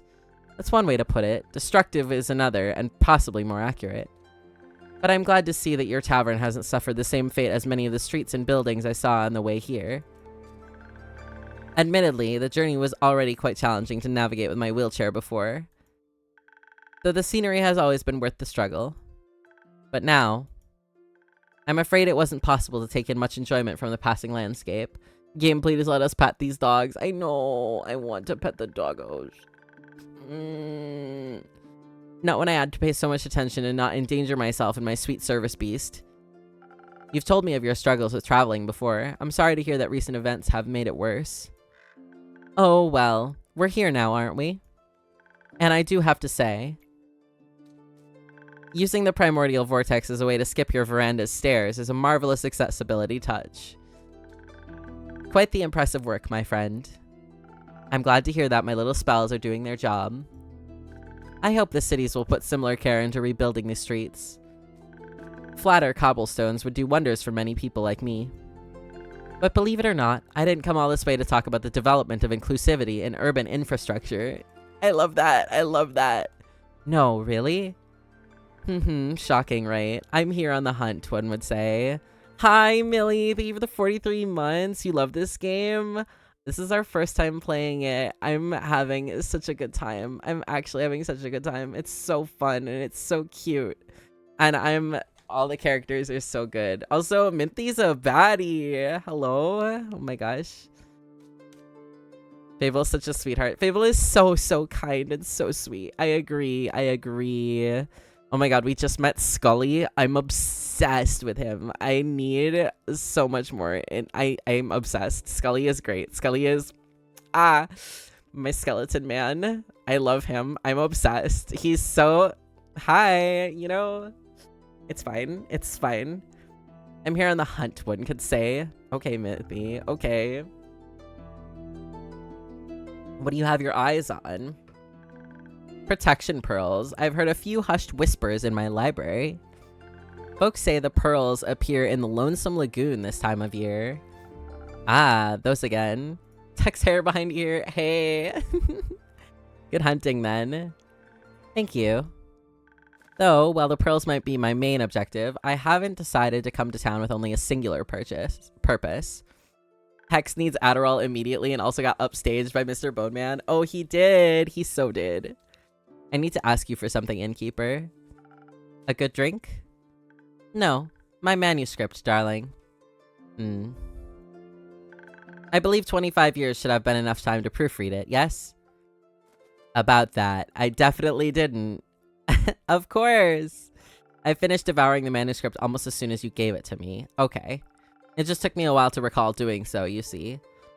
Since it's been so long since I definitely got done with that. Oh. Lovely. I'm glad I have such a reliable old friend to proofread my work. Oh. Would you like a drink while I try and engage my brain cells and remember where I put it? If you're offering, I'd be pleased to accept. Perhaps something to refresh my mind after my journey. Where did she get that top? The corset part or the underneath? Because we have something similar to the underneath. And I'm trying to think where we got it. Oh gosh, was that a thrift find? The bottom of the part I think was a thrift find. Because we have basically this exact shirt. It's just in black. It was definitely a thrift pull, I'm pretty sure. The corset part of it, I feel like you could go to any Ren fair and there has to be something similar, right? There has to be something similar at a Ren fair. 100%. Absolutely easy to get something like that at a Ren fair. Because they always have like a corset stall at Ren fairs and things. And you can get fitted right then and there too, because corset stalls have such wonderful, nice people. That's the only reason why we have such a nice corset. We should probably wear more often, that we don't. But, you know, it's hard. Okay, you can't go anywhere in a corset. You can't drive. Humbly requesting a cosplay idea. I don't think we have a corset like that one, though. We have corsets, but none of them are like that. And also, this wig would be a nightmare. That would be an absolute nightmare. I don't think we'd want to try and tackle something like that. Like, that is so specific, but it's super cute. That's really pretty. She's gorgeous. And the tattoos, oh my god. I love it. I love it. Okay, we have to make a drink for her, though. She wants something... Okay. So, wait, let's make her this new drink, then. This Peak Sunrise thing. Let's see. I think we do this, and then we do one of these, and then we do 3 of these, and that should be enough. There it is. Perfect.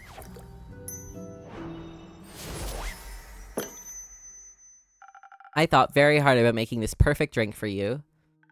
Ah, I've missed this. And dude, we are fucked here. I lost that manuscript years ago. No, genuinely. I was thinking that too. I was like, we definitely don't have this manuscript anymore, whatever it is. Glad to see your mixing skills haven't diminished one bit. In fact, I think I might be coming up with an idea for a new story. Let me note this down really quick. Take your time. So, while I enjoy your mixology, no matter what you put in front of me, I'd enjoy it even more if you could recall the location of my very precious manuscript. You know, the one I lovingly worked away at for almost half a century whilst my library came to be? Certainly. Uh-oh. It should be just below this pile. No, wait, I must have put it over there, actually. Alright, given this ongoing battle with your organizational habits, it might take you a little bit longer to recover it. And I have some pearls to get to. So how about this? I'll return in about 7 days, and then I can tell you all about my pearl hunt in exchange for my manuscript. Okay. My proofread manuscript. Uh-oh. That would be helpful. Good. It was nice seeing your weary face again, innkeeper. Likewise, Minthy. Have a safe and pearlful journey. Ah, I'll try. Do we get, like, a character sheet on her, though? I want information. Ugh. 7 days should be enough to read a manuscript, right? Okay, here we go. This has to be the Zoford one. I think that's the only one.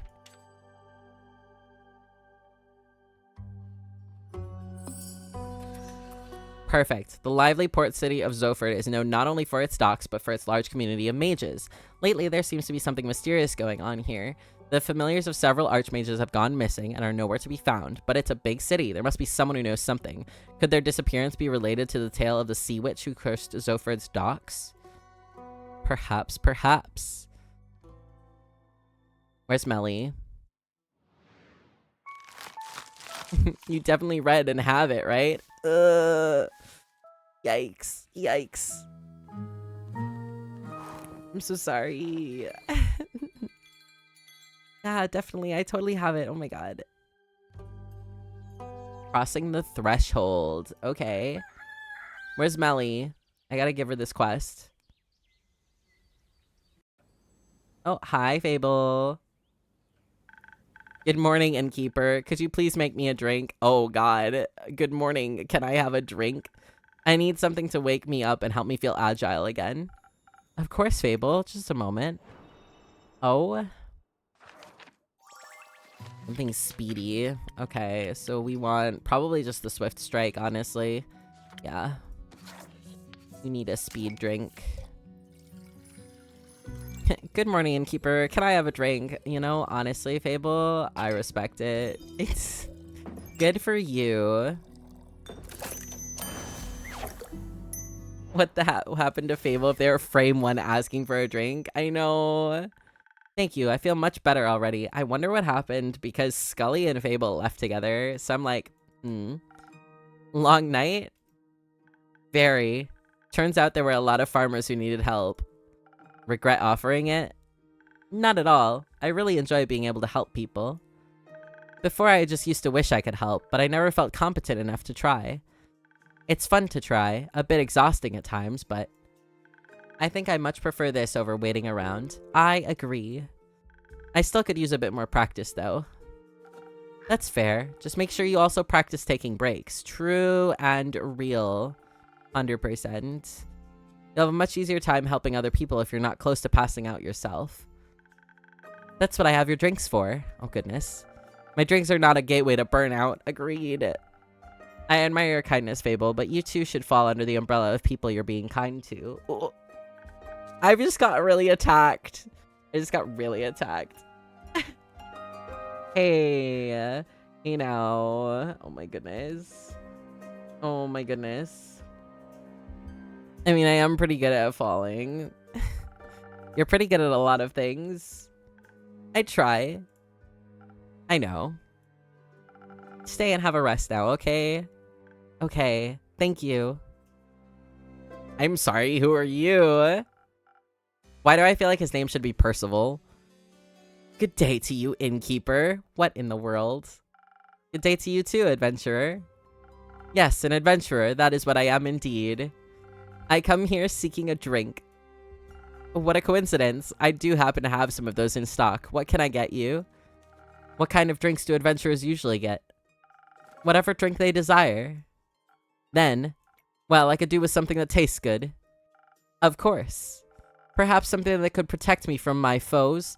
Defense is the base of every adventurer's skill set, is it not? Possibly. Let's try it out. You want something with defense? Okay. That would be... let's do the Frosted Lagoon. Well...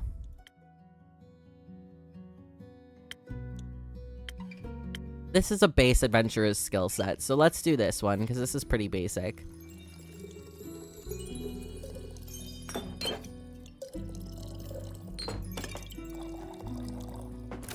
Perfect. Here you go. Liquid protection against your foes, now for half the price. Thank you so very kindly. Do you like it? Well, yes, of course. Then you should say so.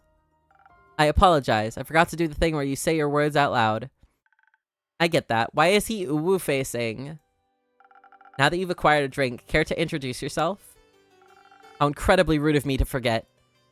I am Gustav Archibald... I'm so sorry. Gustav Archibald Richmond III, son of Lord Gustav Albert Richmond II and Lady Dorothea Bridget the 27th. An up-and-coming hero from Winmore, and who might you be? The up-and-coming innkeeper of Zenith. Happy to have you here. And I'm Fable of the Ashen Grove. Okay, Gustav. The Hermit? Oh, come on now. Ugh. I don't like him. I don't know what it is, but I do not like him already. He's not my favorite. He's not my favorite.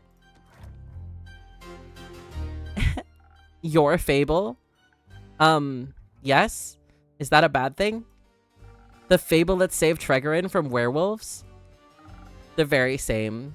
He's a Ren Fair LARPer? Oh my god, why would you say such a thing? That is so incredibly true. Wow, what an incredible pleasure it is to meet you. I've heard so many things about you. Oh, good things, I hope. Of course. They said you single-handedly persuaded the werewolf to give up his wicked ways and reunited a family. That's one way to put it for sure. They do have a way with words. Incredible. A true hero indeed. They spoke of you helping with the aftershocks of the starfall as well. I mean, that's a given. I need to help out when I can. You truly have the heart of a folk hero. How admirable. What about you, Lord Gustav Archibald Richmond III? What are you the hero of? Oh my god. Well, I'm, currently leaving my backstory era. I'm in the first act, so to speak, on my journey of becoming a full-blown adventurer. He's literally a, like, D&D LARP character. Oh my god, I don't like him. I've had a bit of a late start, but I shall catch up with haste. Oh my god. Archie is the noble son of an influential family from Winmore. He's quite out of touch with reality, growing up around books instead of everyday people. He wants to experience the adventurous life he always read about, especially after hearing tales of Fable, the folk hero. Okay, I'm gonna say something terrible, you guys. I know why I don't like him. I know why I don't like him. He reminds me of an ex. And that is all I will say. That is all I will say. Oh my god. Yikes. Anyway, Archie is just fine. You don't have to say the whole thing every time. Well, Archie, if it's haste you're looking for, I can help with that. Oh my god, he's literally... Anyways, someone gifted me some golden feathers a few days ago. Prepared as an infusion for the right drink, they can hasten you up in no time. Really? That's spectacular. I always thought those things were myths or legends you only read about in books. Do you read a lot? Ah, you know, sometimes, not that much.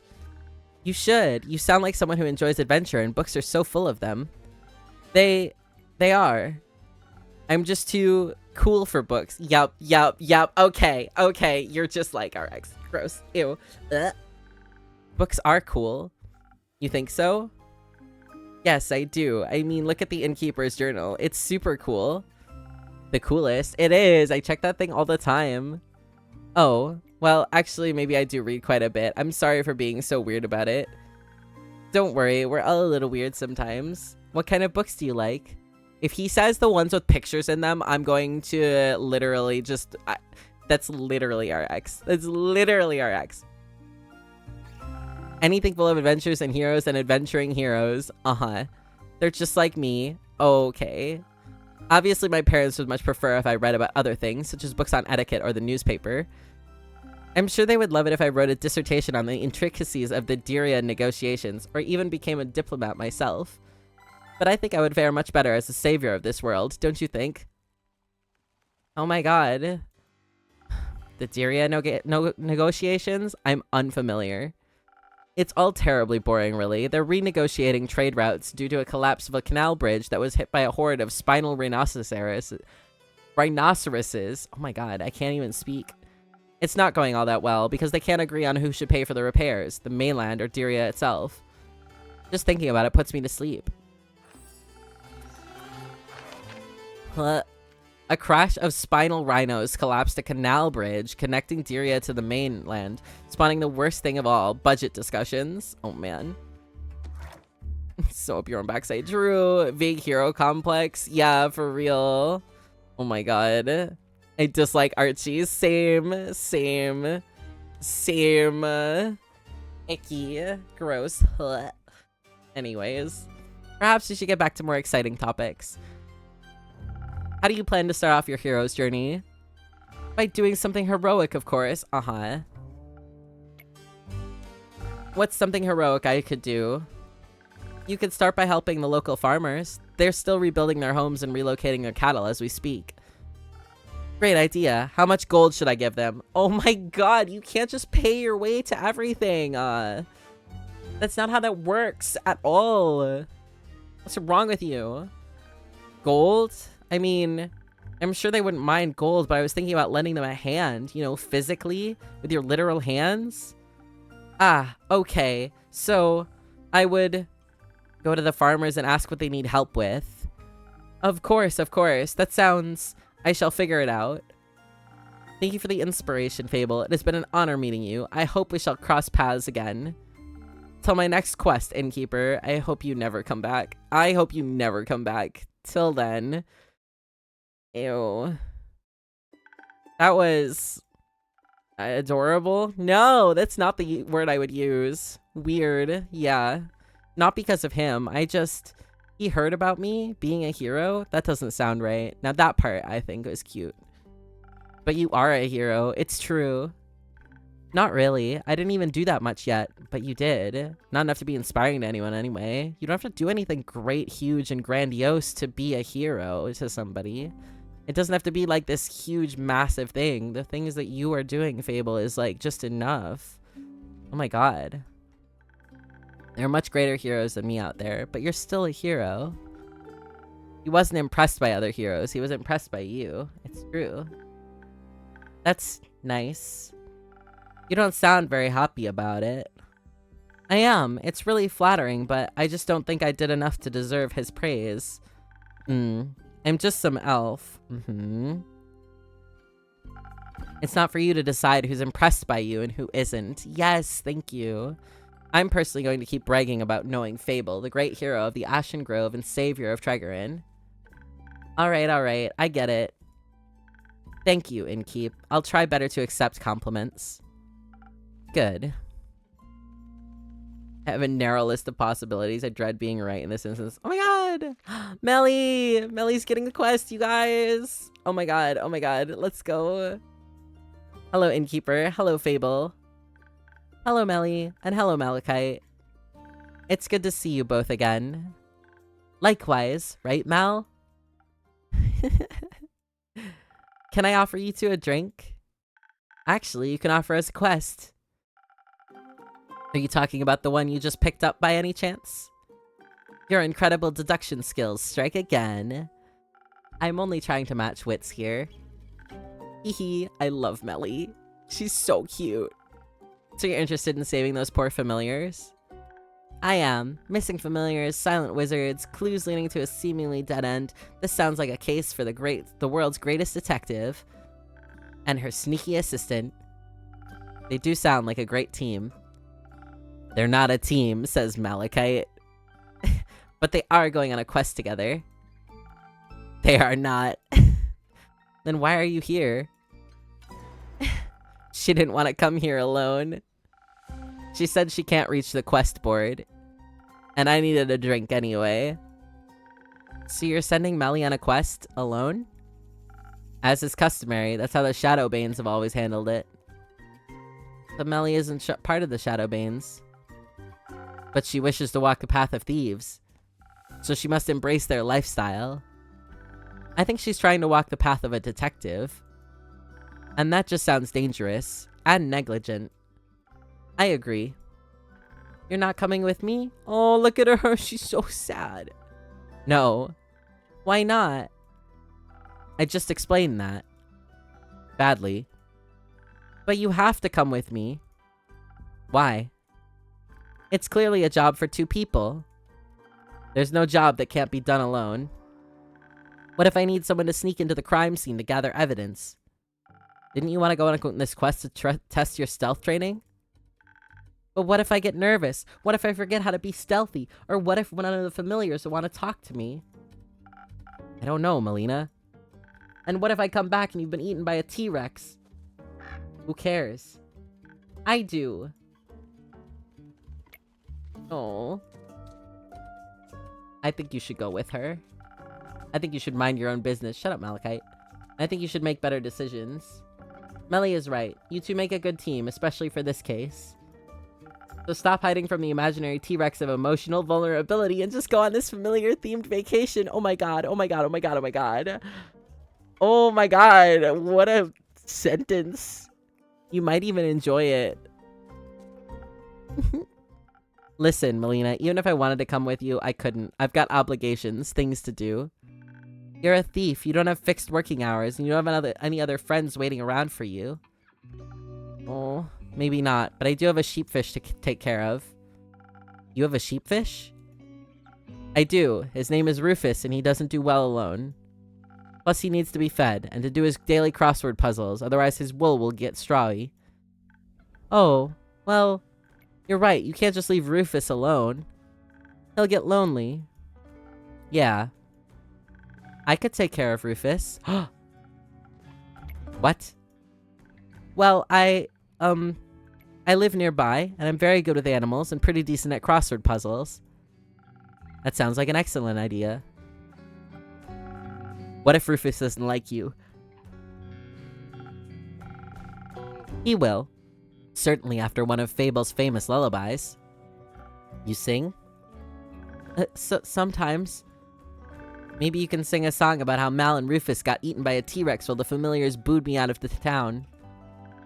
I think I'd prefer a song about you and Malachite saving those familiars instead. Right, Mal?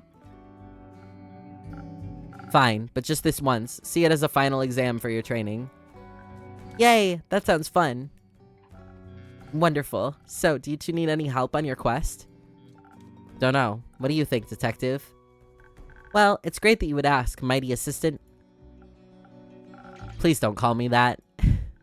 Okay, mighty Mal, then. No. How about John? Sure.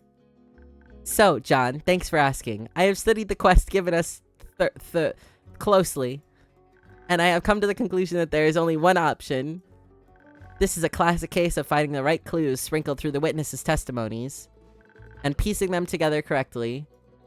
The townsfolk, the wizards, the familiars, they'll all have different conflicting information, and we'll need to collect it and untangle it all to see the whole picture. But to achieve that, we need to be charismatic enough to get the truth out of them. And for those who still refuse to talk to us out of guilt or fear, we'll need to activate our stealth powers, find those hidden clues ourselves. Also, we should be quick so they can't destroy any evidence. I can offer you some of your golden feathers. They do come with a sweet aftertaste of haste. That way you should be able to make it to Zoford much quicker. Great idea. Oh my god, guys. He's John now.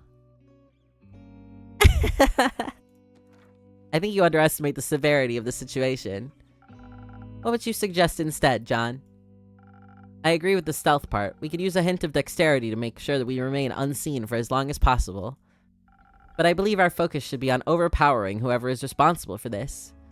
If they're making familiars disappear, they won't be interested in a discussion. Not a fair one, at least. Hi, Coco! He's John now. He was Malachite for most of this episode. And now he is John. We should fight first, ask questions later. Ever so much the fighter, I see. When it's necessary. If you're itching for a fight, may I recommend fresh Phoenix chilies? Some fire resistance could be a big advantage against wizards or familiars. Whether a fireball or fire breath, you wouldn't want to walk in unprepared.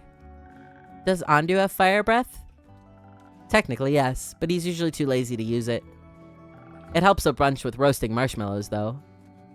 I'd love to try Andu's marshmallows. I'll see if I can set something up when you return. Thank you. I think some s'mores could also help us convince those familiars to help us. That's ridiculous. A dagger would be far more convincing. I think both could work. Innkeeper, what do you think? They definitely need a little bit of dexterity for sneaking around, but what should they pair it with? Haste for a quick arrival, and charisma for smooth talking, or pure strength and some fire resistance. Let me think about it. I'm gonna go with the haste route.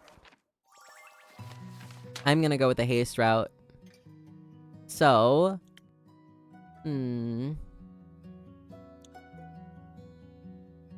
I think we're gonna go with this one. So, we have the golden feathers. Then we need some defense. And then some of this. 1,000 wins.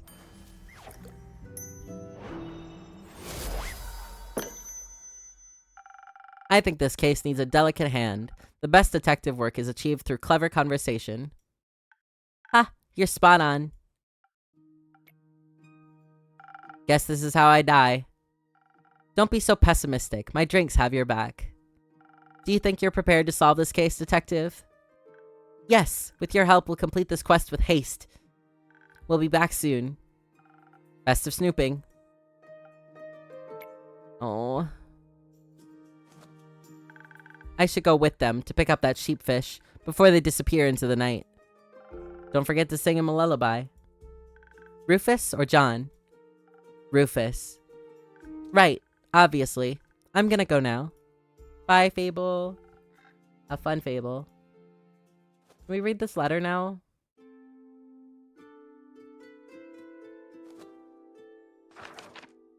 I want to read this letter. Oh. Innkeeper, hi, Chrissy. Glad to see you're all right. Likewise, good to see you and the tavern are unharmed. It's quite the disaster out there. Oh. And I'm just passing through. Don't have time to stay for long. Need to check on the cottage and the birds. Oh. And Fable.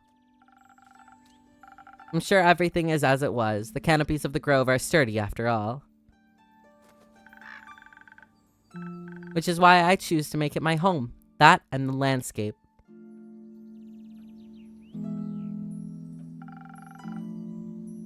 I hope your trip was nice at least. Oh, it was. It felt good to recharge and refill the creative juices. We walked a lot, actually. Almost mapped out the whole island. We also hiked to the foot of the Borean Ridge, where the auroras touch the peaks. I heard the view is quite remarkable. It was. I've never seen anything like it before. It was the first time I got to catch a glimpse of them. Also caught a glimpse of the infamous Banshee. Everyone told us to avoid the Lonely Lagoon because of her, but it's too beautiful to ignore. I doubt the Banshee means any harm. Everyone yearns for a friend, after all. Even scary creatures. It gets lonely as a monster sometimes. Everyone is scared of you. People shouldn't be. No one can choose who they're born as. We should accept them as they are. Aww. I have a few patrons who'd really appreciate hearing that. Then I'd be happy to meet them. Speaking of which, I got you something. Oh? Remember the nymphs from when we last spoke? I do. I met one at the art convention. She was selling little homemade trinkets. I remembered our conversation and got you this. Oh, that's so pretty. That's so pretty. I thought you might appreciate it. Yes, Chrissy. Thank you. Oh my god. Very cute. It'll certainly have a special place in my heart knowing it came from you. Oh. You're such a sweet talker, but you can't trick me into giving you my name. What would I want with names? Nothing good, that's for sure. But for realsies, I have to leave now. I've been gone for too long. See you around, Innkeep. Oh. See you around, Chrissy. Take care of yourself. Always. Oh.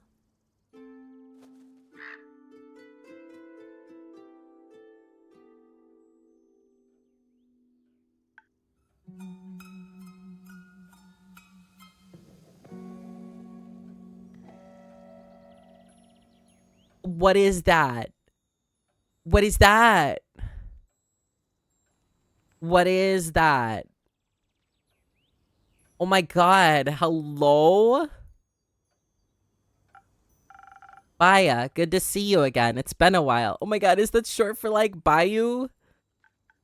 Yes, a while. A while. I love them.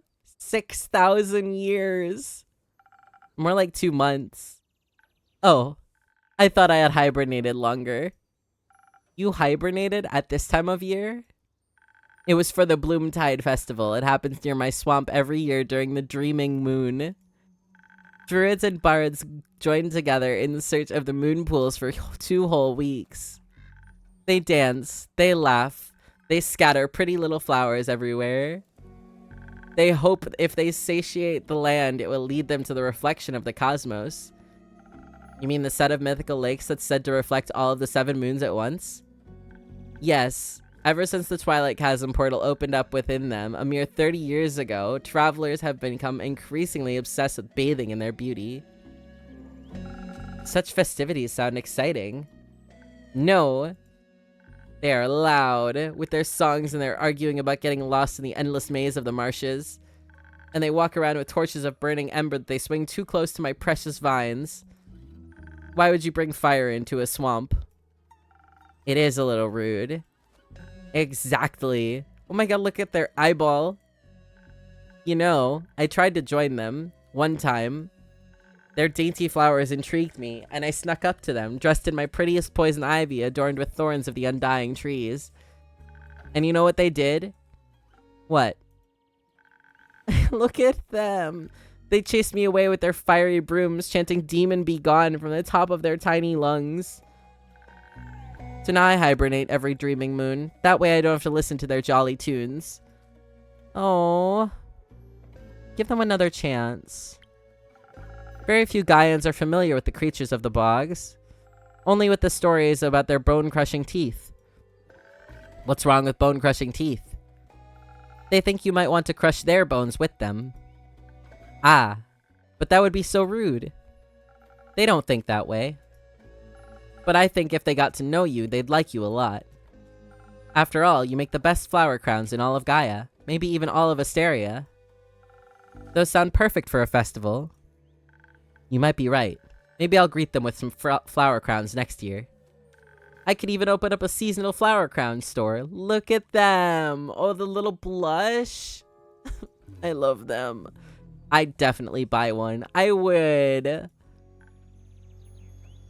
But right now, I'm awake and thirsty. Do you have swamp water on the menu today? I'm all out, sorry. Too bad. Something else then.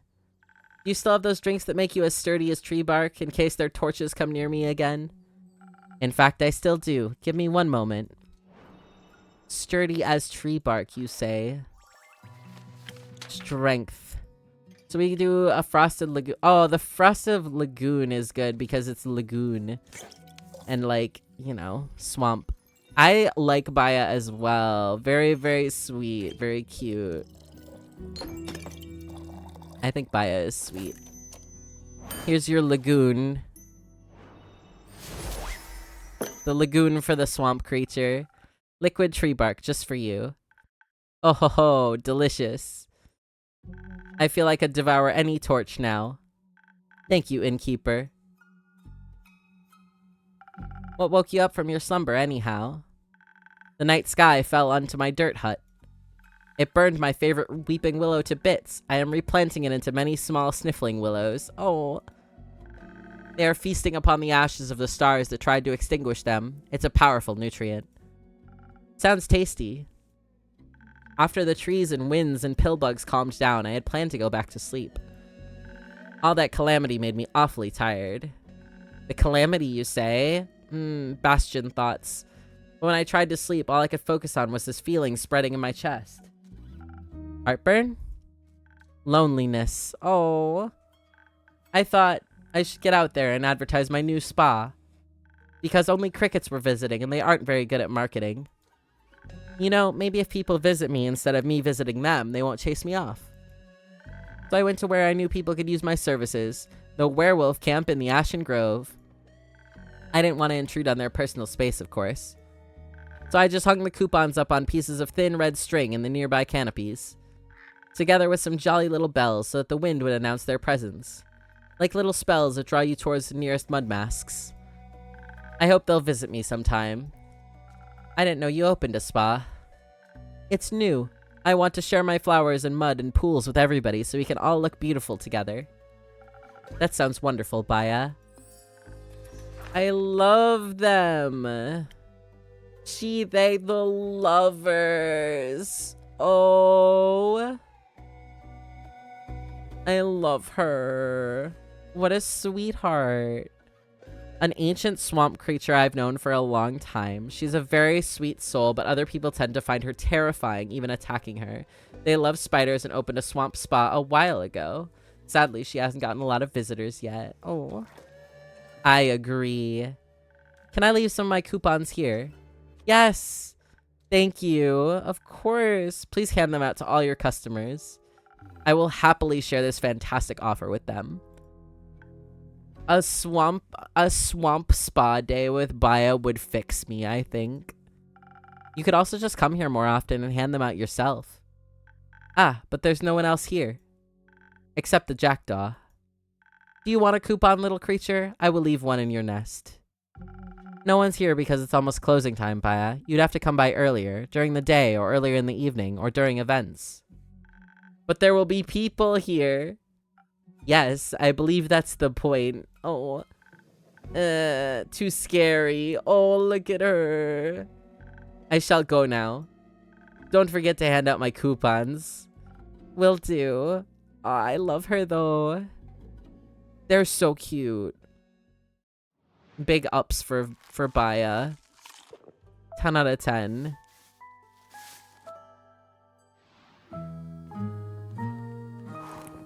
Shout out to the girls who are also a swamp. True and real.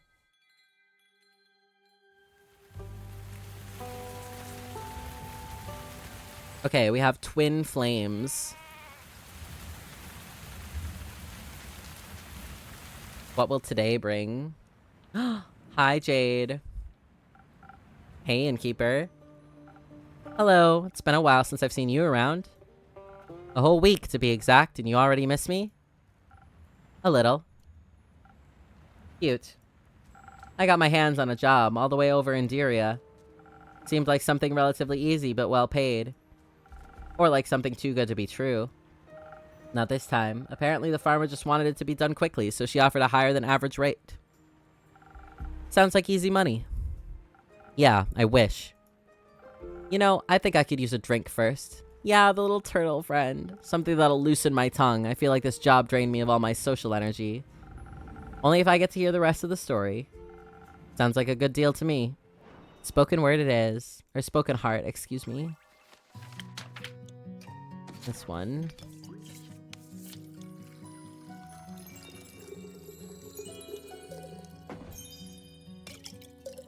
Because this is what John always asks for, too.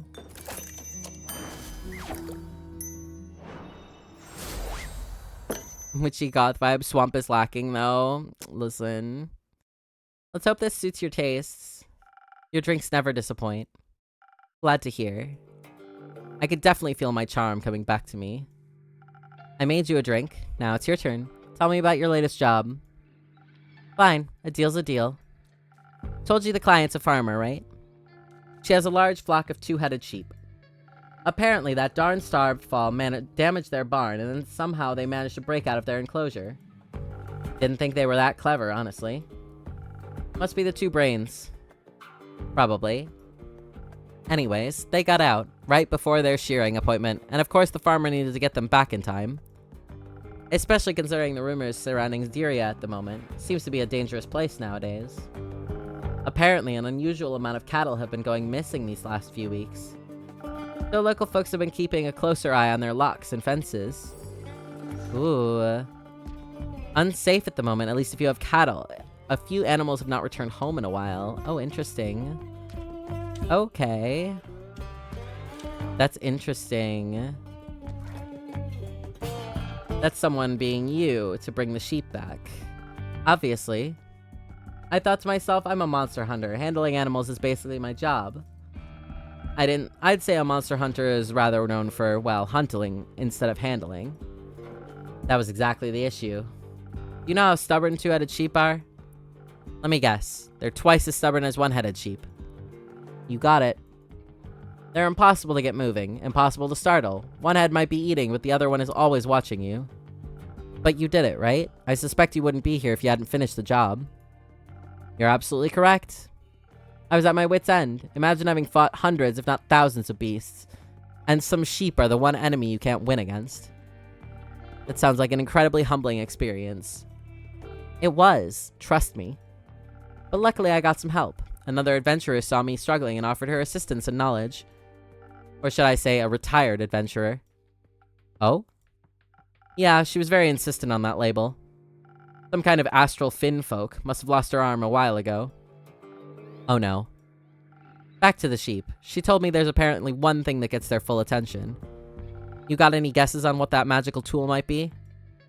I have no... Oh! Oh my god! Clovers! Hi! You're fantastic! Morning dew clovers, to be precise. They go absolutely feral for them. A few will make them follow every single one of your commands. But someone with your experience should know that, innkeeper. Do you two know each other? Barely. Ha, keep your secrets then, oh so mysterious innkeeper. I wanted to buy her a drink after she helped me out back there. Didn't expect you two to be best friends, honestly. Best friends? I think you got that one wrong, Jade. I'd never befriend someone like them. I have taste. Well, that was unnecessarily rude of you, Una. You didn't even consider my feelings. Consider me sorry, Innkeep.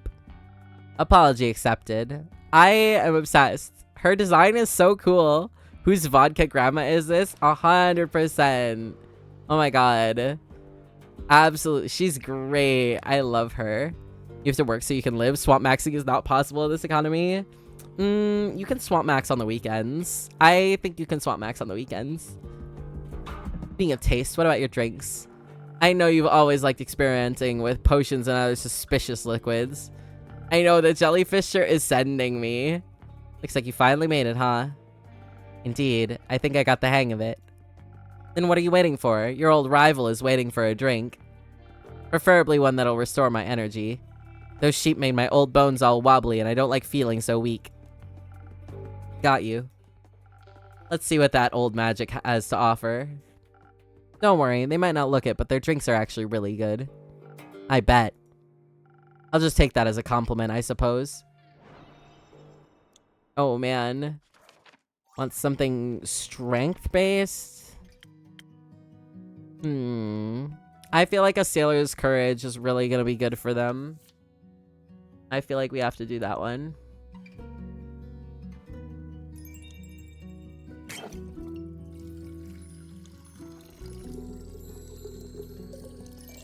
Oh, I don't know if we can, though. How did we make this before? Hold on. Drink this. Eat this. Okay, so how do we do this then? One of these, maybe? Get those two in there. This. And then this. That's a Southern Brawler. There we go. Sailor's Courage. Hi, Oz.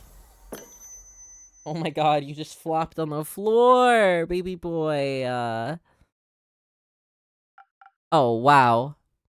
Impressed? Don't get cocky now. You don't have to be shy. You can just admit I've improved. So, Una, Jade told me you're retired now. Had enough of the adventuring business? Absolutely. I don't want to have anything to do with that anymore. I've completed enough quests for at least 2 lifetimes. And yet you decided to help Jade. Ever had to handle a 2-headed sheep? Not yet. Lucky you. Lucky indeed. I just couldn't watch her struggle with those stubborn beasts any longer, but this was a one-time exception. Did the farmer pay accordingly after your morning dew clover's magic trick? Oh, absolutely. She was so happy she gratefully paid both of us. That's good to hear. She even tipped us with some gems she supposedly found in one of her fields. But I'm a Maida. I don't have any use for stones like that. And since I'm retired, I couldn't care less about material riches. So we figured we'd give them to you instead. But I wouldn't tell that pretentious blonde dragon priestess if I were you. Feels like a blasphemous gift. Ooh, Citron. Blessed with the divine magic of the dragons. Ooh. Okay. Interesting. Interesting. Divine gems. A little blasphemous indeed. I think I know just the right way to use them. Thank you. Don't mention it. Now that we're done here, I can finally go back to crocheting for the rest of my life. Oh my god, is that why your hook is a crochet hook? Didn't get this hook put in for nothing. I am obsessed. I love her. What is your card?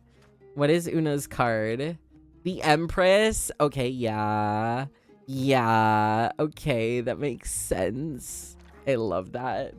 He crochets. Her hook is a crochet hook. I was like, there's no way. I love that. Of course, I also occasionally gotta rip some youngsters off while playing cards. I haven't lost a game in at least 4 decades. Okay, what is your thing? I've been rivals with Una long before this story even began. She was an adventurer back then, but is retired now. Even put a crochet hook onto the stump of her arm. But there are things about her that'll never change. I'm pretty sure she'll never stop stacking that deck, for example. She's amazing. You love this vodka grandma so much. Same.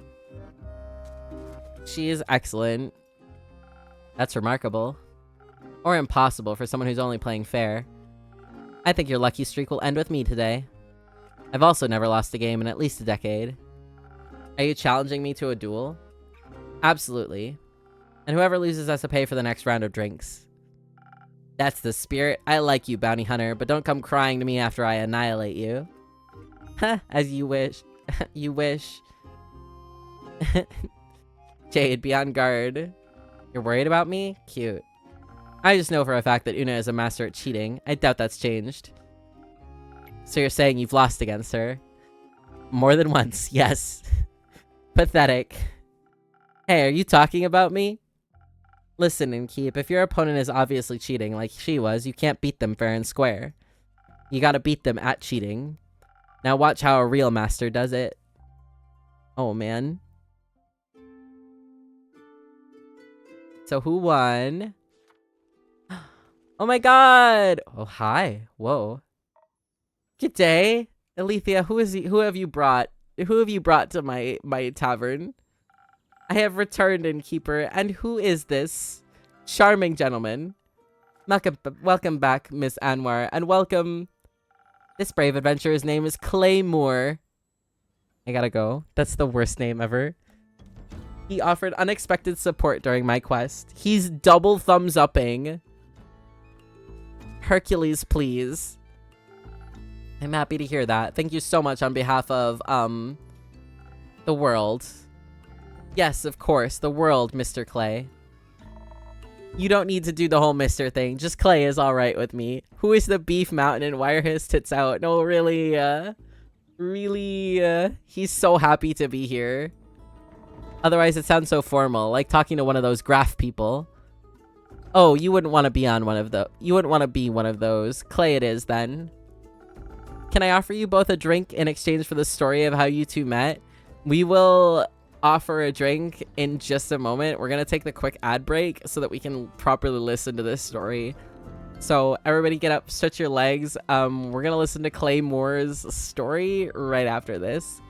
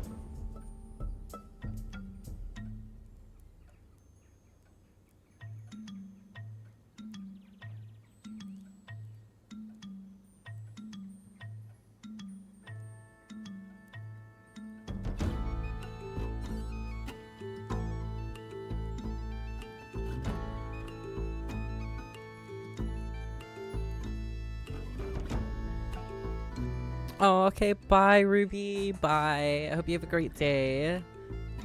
All right, let's figure out what this beefcake wants. Hello, Claymore. Can I offer you both a drink in exchange for the story of how you two met? Because this is going to be ridiculous. That would be a fun trade, right, Tia? I think I would welcome it as well. Then what can I get you? Clay, please go ahead. Oh my, you've got a lot of stuff on the menu. Why did his... Why... I don't like that. I don't like that. I don't like that his shoulder thing... No. How about one of those drinks with ingredients? You look strong. How about something extra for those muscles? That sounds nice. Let's go with that. Oh my god. 1 minute. You re-downloaded Snap for some reason? We haven't touched that in over a year now. 2 years? God, I don't even know. We completely like deleted everything with that. Let's do the Southern Brawler.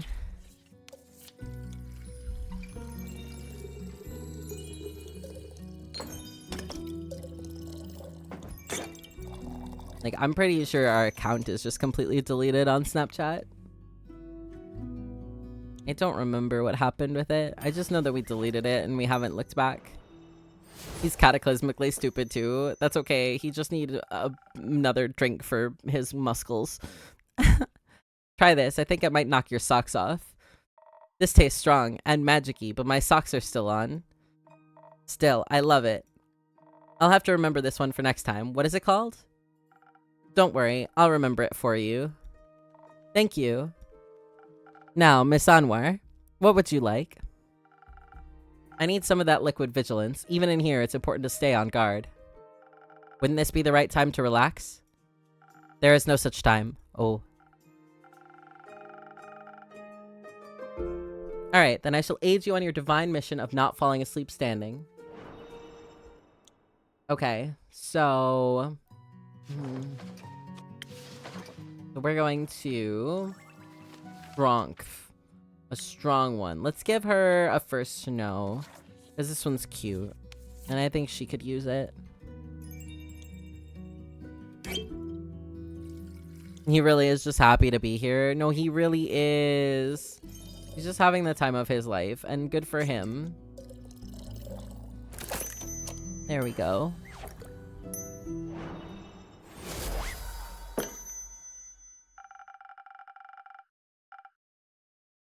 Some liquid vigilance diluted with some delicious secret ingredients. Enjoy. Okay. I could do with something less diluted, but you're right. It's delicious. Happy to hear that. Do we get to tell the story now? Please, go ahead. You think I should start with the seashells? No, I think some exposition is in order first. Ooh. As you already know, Innkeeper, I plan to start my investigation right here in Zenith, specifically at the local Gaia temple. So I've been told. Mostly about that wobbling ooze. Ah, yes, that was certainly something. Unfortunately, besides their fascinating personal secrets, they had nothing of value to share with me. But fortunately, thanks to your rumors, I was not entirely without a lead. The wizard's prophecy led me to Dalwell.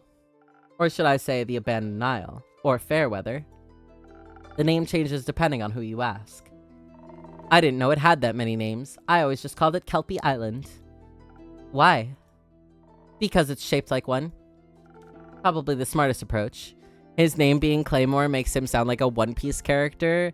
I will have to ask people that know more about One Piece if that is indeed true. I would I would toss out if they were in here, but I do not believe they are looking today, but that's okay. That's totally okay.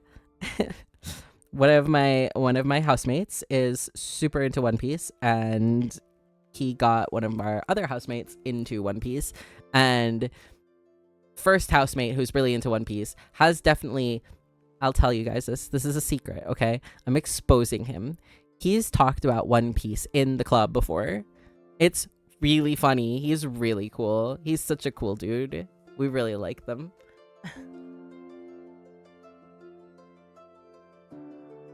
So yeah, probably the smartest approach.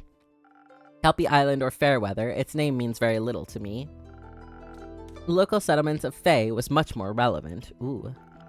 They built everything into a giant sequoia that holds their portal to Avalon. Ooh. Their portal is in the tree? Yes, right in its center.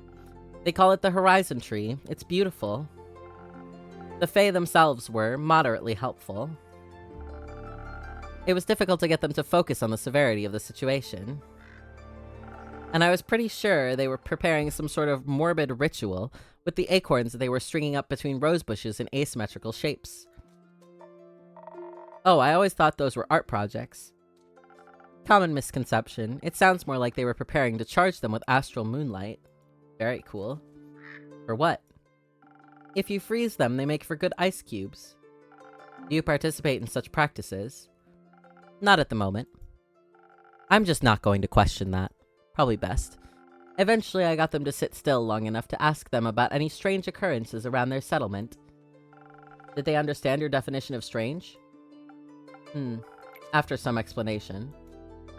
They told me about how just recently an astral humpback whale had rampaged through one of their nearby scouting camps. Just 2 days before the star fell. They said it seemed like it was running from something, and that it was full of seething fury. They also claimed it was to be a good sign because it promised adventure. Seems like an understatement. Majorly. I mean, it did end up in some kind of adventure. Investigating disaster is not an adventure, it is a necessity of dire circumstances. I had fun. That makes 2 of us. It certainly was a sign of something being awry, and I was determined to get to the bottom of it. So naturally, I made my way to nearby Carapace Beach and prepared a celestial summoning ritual under the young astral moon. For the humpback whale, I suppose. What else would I be summoning? I thought maybe you wanted to ask Cassiopeia for her input. Are you out of your mind?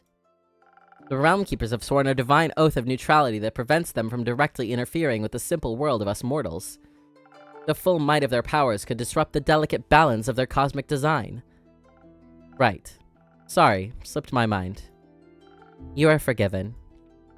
As I was preparing the ritual, readying myself to confront the troublemaker, I suddenly found myself being interrupted by a strange request. That was me. I asked her if she needed any more seashells.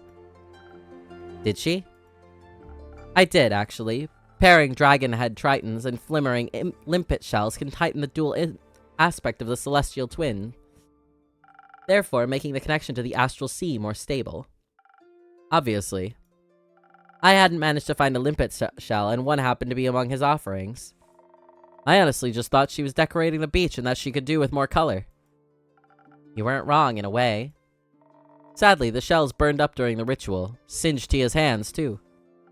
Just a little. Fortunately, I possess spectacular healing capabilities. Fortunate indeed. Were you collecting seashells for beach decorating, or for your very own ritual, Clay? I was collecting them for my friends. At this time of year, Kelpie Island is full of all kinds of sparkling, floating animals from the astral sea. And they love munching on seashells. Do you encounter these creatures a lot? I try to. They're very nice. What's Clay's card? Strength. Wow, that is so silly. That's actually so silly that his card is just strength. That's beautiful, though. Clay can talk to animals. Gaia's blessings rest upon him. Fantastic. It is. Though I'm not always sure they like talking to me. They tend to disappear sooner or later. Sometimes they come back, but often they don't. I think maybe I accidentally say things that upset them without realizing it, and they think I mean to hurt them. I hate when that happens. Oh. You mean they just disappear like they were never there? Yes, like they moved to a different, quieter beach. Or like they returned to the astral sea. I feel like they would tell me if they went back home. Not necessarily. Many Astrian creatures can traverse the plains at will, but they don't always have control over when they will return. On many occasions, the astral currents pull them back home before they're ready. And once you're swept up in them, each subsequent journey out becomes more and more difficult, or so I've been told. I would guess your friends either went home when you weren't there or got pulled back before they had a chance to say goodbye. So you're saying the sea swallowed them? Not quite. It just beckoned them home, through a celestial hug of sorts. So that means I could just visit them in the astral sea. That would be an incredible undertaking. Traveling between planes is quite hazardous. It is? But echoes are from the primordial sea, and my family has lived here for quite a while, I think. They must have gotten here somehow. They say it was much simpler to traverse between planes once. But for a long time it has been almost impossible without complicated and dangerous rituals. Until recently, the astral sea was the only possible way to pass through the barriers. And accessing it required meticulous planning, not to mention the sea tends to come with more risks than rewards. Even your Austrian friends who can choose to leave their home plane on a whim get pulled back by the currents eventually. Imagine what would happen to you if you went in unprepared. But the Fae on Kelpie Island aren't from Gaia either, and they told me they haven't lived here for very long. Since the 5 interplanar portals open up, interplanar travel has become a lot more accessible again. At least when it comes to the dream planes. But even the astral and primordial seas, not to mention are finally open to us again after all these years. It is a true miracle to witness in our lifetimes. So the portals haven't always been there? I didn't know that. Who put them there? Well, that is a very good question. And one that would blow the scope of this conversation beyond its bounds, I would think. You still have to tell me how you summoned that whale. You're right, we're getting off track. As Clay and I talked, he told me about his fascinating friendships with the astral creatures, and his ability to speak with animals if they share a language. So that you asked him for help. Well, he offered his aid. I certainly could have handled it on my own, but you didn't have to. Right, that, obviously. Thank you very much, Clay. Anytime. So I summoned it. The ritual worked exceptionally well, and it appeared out of the sky in a wave of concerning darkness. Stars used to accompany them. I mean, there was one star. There was. The whale was even bigger than I had anticipated, almost as tall as the horizon tree. And in its stomach rested a giant sun, the only star of the night sky whose light had not been extinguished, nestled right in its belly. That sounds actually very beautiful. It was, in a way. The star wasn't the thing to worry about, though. The whale didn't look at all happy about being summoned. Instead, it looked like a wounded animal that was one loud noise away from lashing out. And it looked sick. Its translucent skin was gray, like it was frozen with the coldness of the highest mountains or the deepest depths.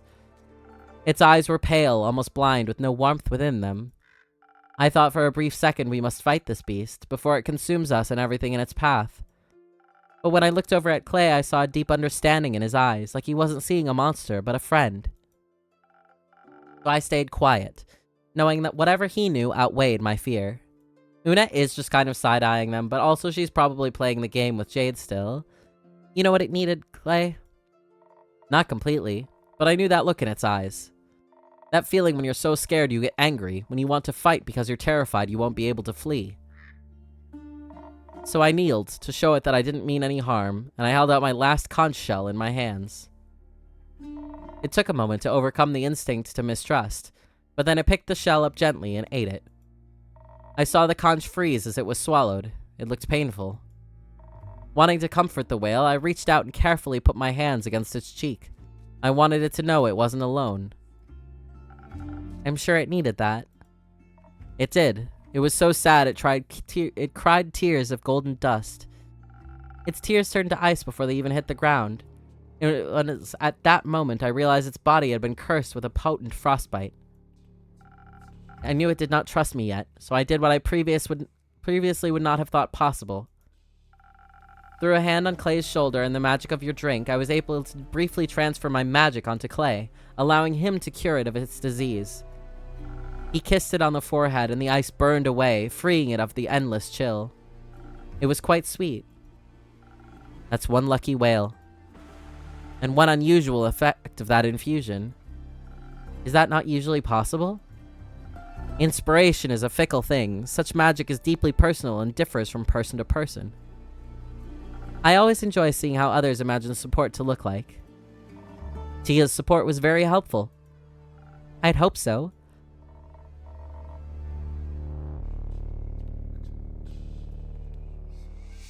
Once it was free of its pain, the whale was ready to talk to us.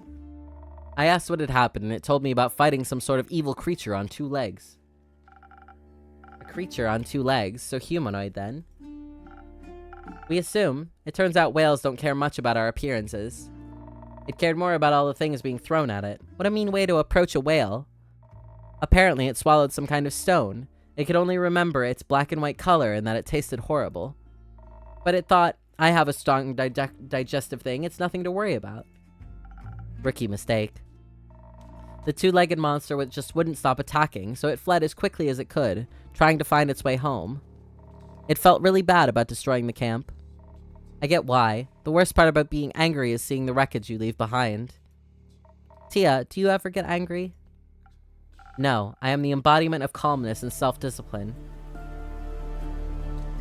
Ooh, where I come from, they call that repression. Luckily, its anger subsided when we found its way back. It thought it was finally safe, but suddenly this freezing cold began. I don't mind the cold much. I'm from the highlands and we get a lot of snow in the winter. But the kind of cold it was describing sounds awful. Painful and inescapable, like it was freezing from the inside out. The potent frostbite I mentioned, it seems a curse to cold and slowly spread throughout its entire body. It tried to keep itself warm by feeding on solar crabs and cosmic squid, but that didn't help much. It just kept getting scared and angrier and colder.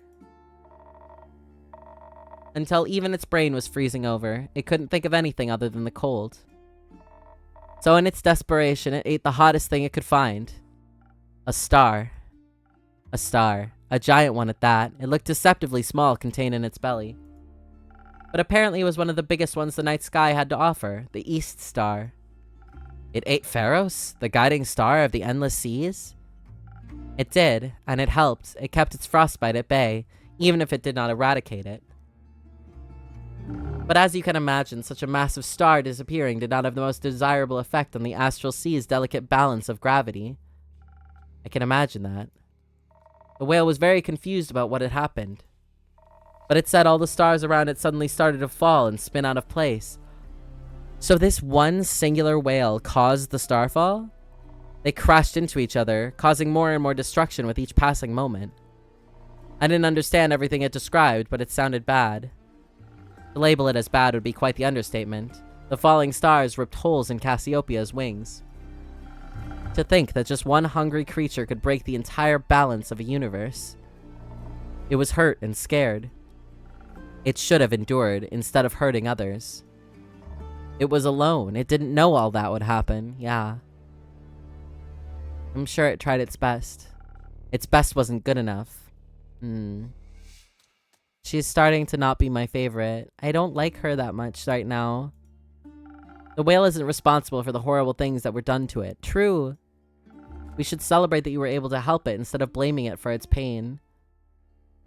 I think so too. Did you also manage to free it of the star in its stomach? No, the frostbite may be gone, but that star is a part of it now. It has become the first of a new kind, a sun humpback whale. And probably the last one too, as all other stars in the astral sea have been snuffed out. We will never be able to see the night sky again, and in turn that whale must forever live with its guilt nestled in its stomach. You're right. Some things are forever changed now. That's kind of the point of disasters. But perhaps the star doesn't stand for shame, but the pride of its survival. We shouldn't be sad that most are gone, but happy that one managed to make it through. Besides, we may have lost the night sky's starry companions, but we managed to gain 2 new friends. Even the worst of situations can lead you to light sometimes. It's true. I like that. You should never be sad about finding new friends. Speaking of friends, on the way back we ran into this traveling souvenir shop. I bought friendship bracelets for Tia and I with little whale charms on them. But she didn't want to wear them just yet, so I'm waiting until she's ready. That's very nice of you, right, Tia? They're a hazard for fights and could get caught in things. Sure, I'm looking forward to seeing how they look with your armor. Oh. Tia also found something for you at the souvenir shop. She said it reminded her of your tavern. And now that I've seen it in person, I agree. Now I'm curious. What is it? Oh! Oh, that's beautiful! That's a very pretty mosaic. The shopkeeper told us a little bit about it. Supposedly, this piece of art represents a new beginning after a hard-fought battle. Kind of like the rise of the sun hunchback whale. That's very fitting. That's very fitting. Thank you, Tia. So...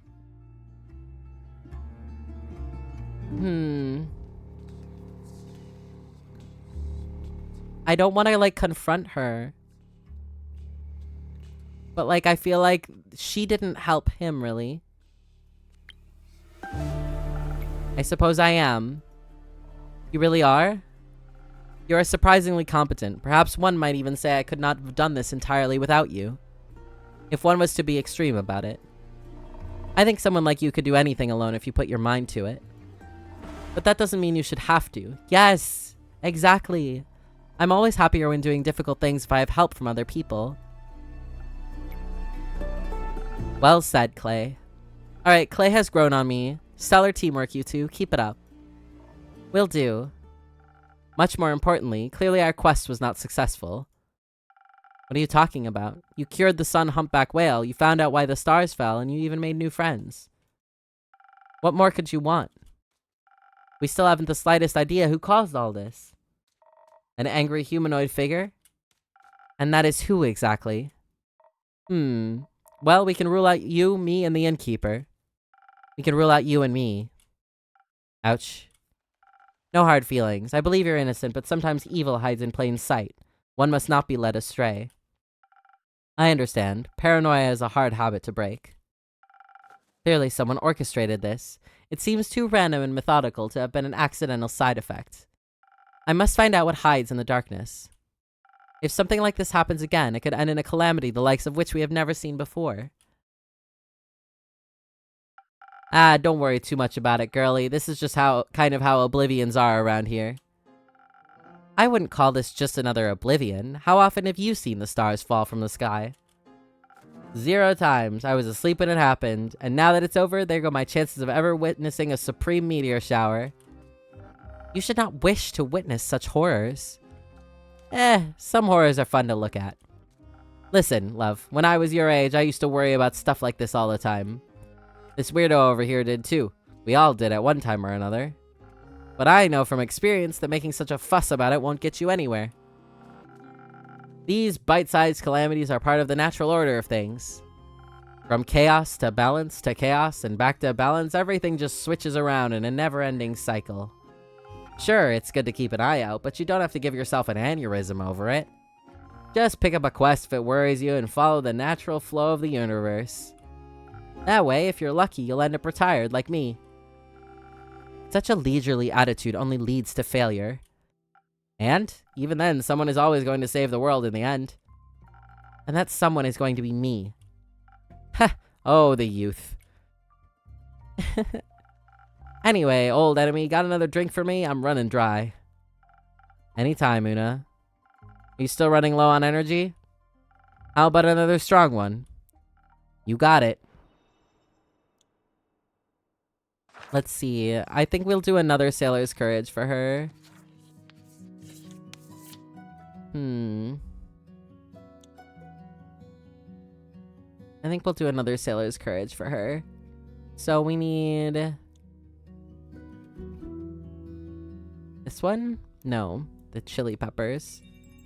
Okay. They would look at a bear and call it a puppy.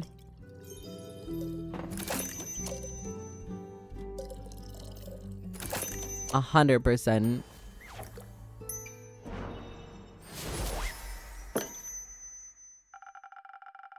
Something strong for the most strong-headed lady I know. The One Piece drink. Weird way to admit you've lost every argument against me. But this drink is splendid, I'll give you that. See, with one of these, your worries will be washed away with flavor. Good or bad, depends on the day. Una's theme here has, very, very faintly, and I don't think this is intentional, but, there are parts of it that remind me a lot of one of the main, like, themes that you hear in Bastion. And I think that's really interesting because she talks about calamities a lot. which is also the main thing in Bastion, like what happened, the calamity. That right there, that doo-doo, doo-doo, doo-doo, that part. It's very reminiscent of one of the songs in Bastion. I find your apathy borders on tragedy. And I find your hero complex unsustainable. Ooh. Remember, kiddo, they don't build those statues for folks who are alive. Who cares about statues? My purpose is my purpose, and I don't care who immortalizes me. No one's purpose is to die, girl. Life is much more meaningful than that.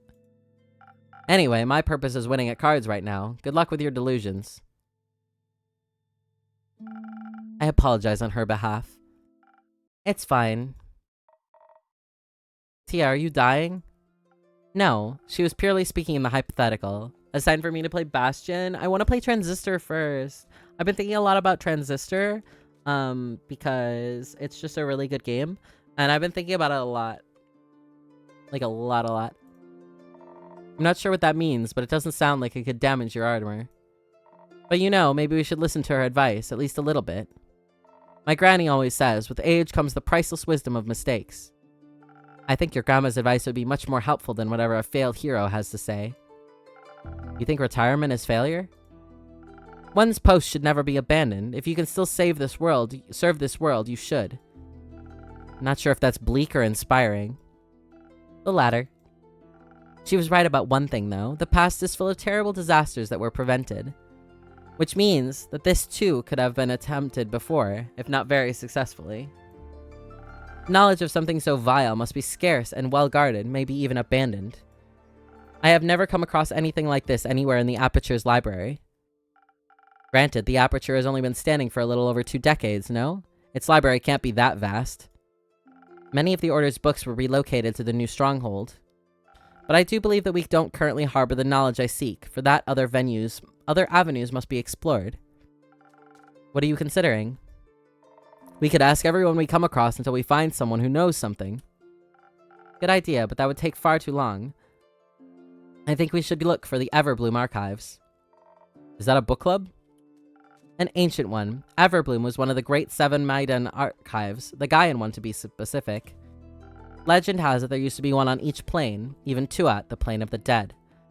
They were once filled with all the knowledge of the cosmos and grew in size every day thanks to their fearless archivists. But then they fell to an unknown foe and have been lost to time ever since. I believe one of them could hold the answers we seek. Innkeeper, do you perhaps know where to find this archive? Nope. Not much of a librarian, unfortunately, but we do know someone who is an archivist. Disappointing.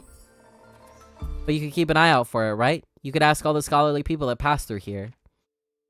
The Maiden archives once held the infinite knowledge of the cosmos. The guy in Everbloom could hide the answers that no one is quite ready for. Of course, I can do that. Perhaps you can start by asking that bounty hunter once she's done gambling all her money away. You could ask her yourself. I would rather not. I'll take that terrible task off your hands then. Wonderful. You won't need more than a day to take care of all this, right? I could do with a little more time. Nonsense. We don't have more time. I need your full commitment on this, innkeeper. This is very short notice. As here are disasters typically, hence the vigilance, I shall return to a fully prepared quest here tomorrow morning. Okay. In the meantime, you should rest. Don't be ridiculous. I have things to do, people to help, prayers to consult. Uno is right. A good night's sleep would do wonders for you. I could even offer you some coupons to a beautiful swamp spa. Fine, I'll take 1 or 2, though they won't be put to much use. If I rest now, who will this world have faith in? I shall see you tomorrow. Well, Clay? It's always nice to see burnout happening in real time. Yeah, that's exactly what that is. Don't worry, I'll go with her and make her some soup. Soup always helps me when I have a headache, and it looks like she has a big one. Do you want some soup as well? I would love some soup from you. Yes, please. I'll bring some by tomorrow. Do you have any allergies? No, I don't. Thank you, Clay. Anytime, then the recipe will be a surprise. Have a superb day. Oh, I love him. I'll take some of those coupons too. Wonderful. Talking through everything really helped. Thank you. I'm happy to hear that. I hope you held on to those seashells. Catching up with some astral friends might make you feel a little better. Actually, I was thinking I could use the shells to make some friendship bracelets for Tia and I. I want to carve them into stars. I think that sometimes you have to make something beautiful out of the things that hurt you. Otherwise, you're left with anger that has nowhere to go. Do you like being angry? No, not really. Me either. But we all get angry sometimes. It's not the most fun, but it's important. Agreed! Oh my gosh, speaking so much truth. Never getting angry doesn't solve anything either. It just makes you smaller and smaller until people no longer see you as someone they need to think about. Yup. At least they're not scared of you. Anger doesn't make you any more of a monster than silence makes you a saint. Big agree. Be a whole person, Clay, and don't be scared of who that is. I'll try, Innkeeper. Thank you. Clay and Kyle will be friends. I think so too. Okay, we have more information. A sweet and gentle half-giant. He loves animals and can communicate with them, a skill no one should underestimate. He believes in the good in people and is exceptionally empathetic. On the other hand, he's also a very strong and remarkable fighter. I love him. I hope you find a way back to yourself, too. Oh. Thank you, Clay. Me too. Alright, how are you two doing over here? Are you still gaming? Oh my gosh, you're still gambling. The pair of you. Scully! Hi. Oh my god, hi. Top of the evening to you, hi. Welcome to my tavern. Oh, what do my magical eyes see? New faces, new acquaintances. With whom do I have the pleasure today? No way, a speaking skeleton? Haven't seen one of those in a long while. Hello there. How incredibly rude of me to leave out introductions. My name is Scully. And he's so polite as well. You can call me Una, Mr. Scully. And that one over there is my friend Jade. Ah, a fellow Mida, but with more skin left. You like his huge top hat? Isn't he great? Isn't he great? Which isn't immensely difficult, I suppose. Glad to make your acquaintance, Una and her friend Jade. Oh my goodness. Compliment the necklace? Scully, shouldn't you be named after a gemstone? As far as I'm aware, Mida last names reference their bones, no? Correct, but I cannot remember what my poor bones are made of. Death has left quite a lot of gaps in this head of mine. Let me have a look. Looks like alabaster to me. Oh, he is such an alabaster. Hard to say without a thorough analysis, though. Alabaster? That does sound familiar. Like an old name, perhaps. I'm not sure, but it's worth investigating. Thank you, Jade. Still, let us stick with Scully until we have more detailed information. I think I should be going now. I still have work to do. What a coincidence. I happen to want to say the exact same thing. But wouldn't it be rude of us to leave that distinguished gentleman all by himself? I think one of us should definitely stay a little longer. Isn't it cool that both of you have bones made of shimmery gemstones? That is true. I haven't seen another Mida since... well, since I woke up. So anywhere between 2 weeks and 2 centuries ago. See, it's a match already. It would be a shame if the two of you would become friends. Huh?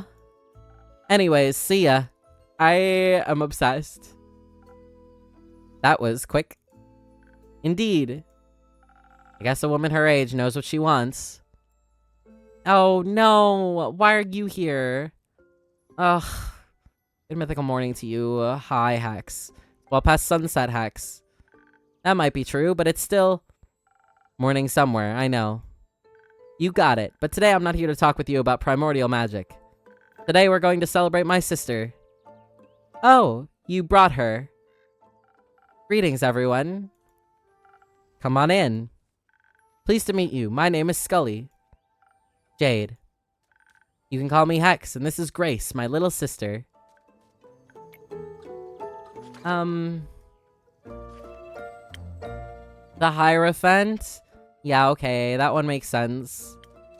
That one makes sense. I get it.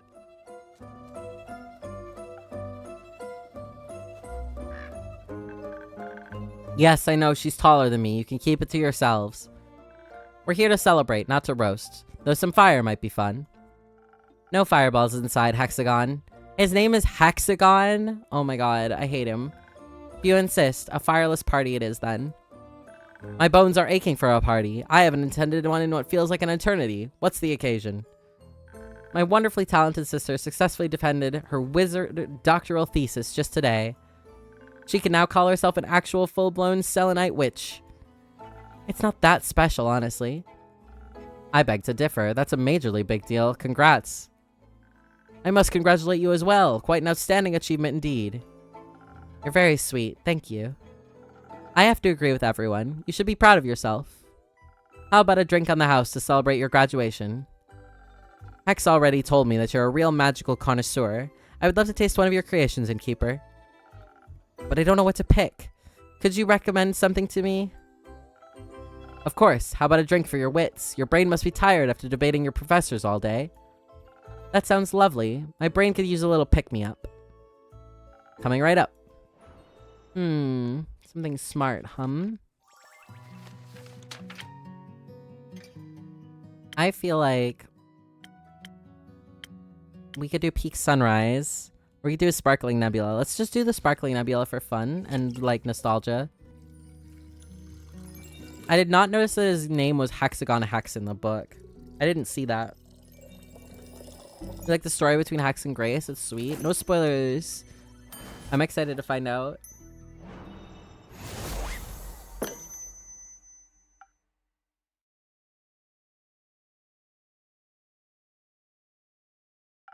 My, this is delightful. See? Told you. They definitely knows their craft. Say, Innkeeper, do you have a PhD in mixology by any chance? Last time I checked, no, but I do have a lot of experience. Took me a while to get the hang of it. I can tell. Your drinks are really tasty. I could easily go for another round of debating right now. Is anyone else up for a drink? Nah, not yet. I'm still energized from earlier. Scully, Hex, what about you two? I'm good. I don't want to steal the show today. I would love a refreshment for these old bones, actually. Perhaps something that'll bring back the charm of the old days. At your service. Charm, you say? I want to do a sunny breeze for you. Well... Bards and Rangers. Oh... Let's do a sunny breeze.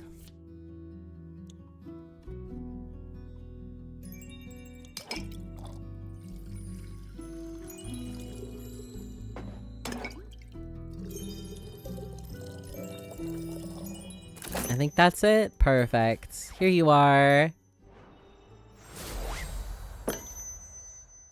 Here you go. A drink for the charming gentleman. Oh, what a lovely taste. It warms my bones inside and out. Would I be worried? Maybe it's an undead thing. Well, theopractically it would be possible for a magical drink to warm one's bones. You just need you and your wild dreams, Hexy.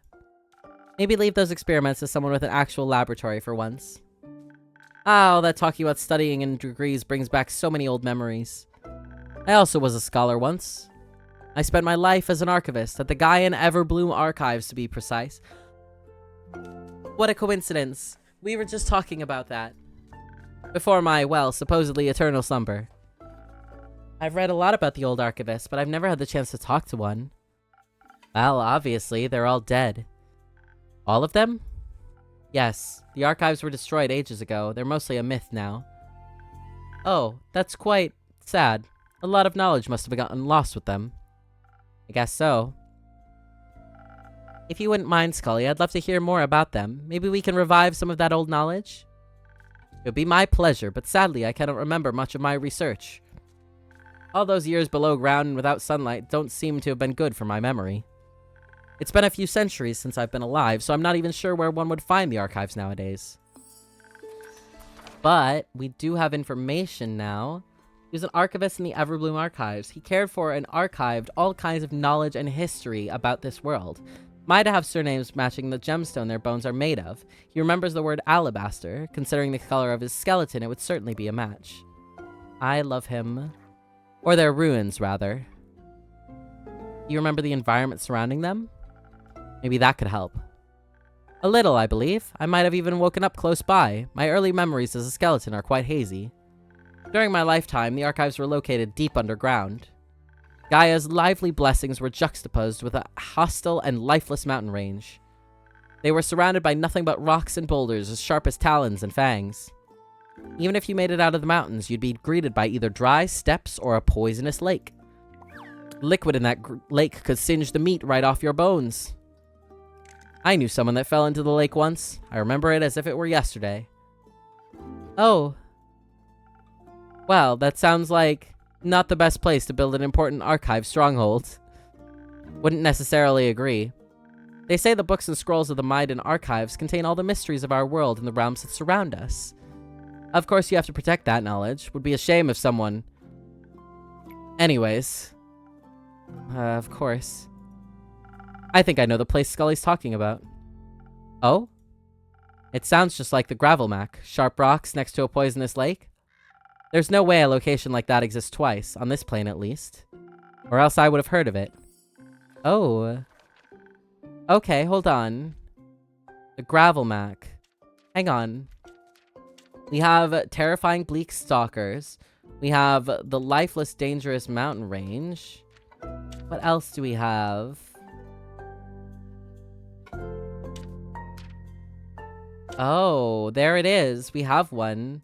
That's good. That's good.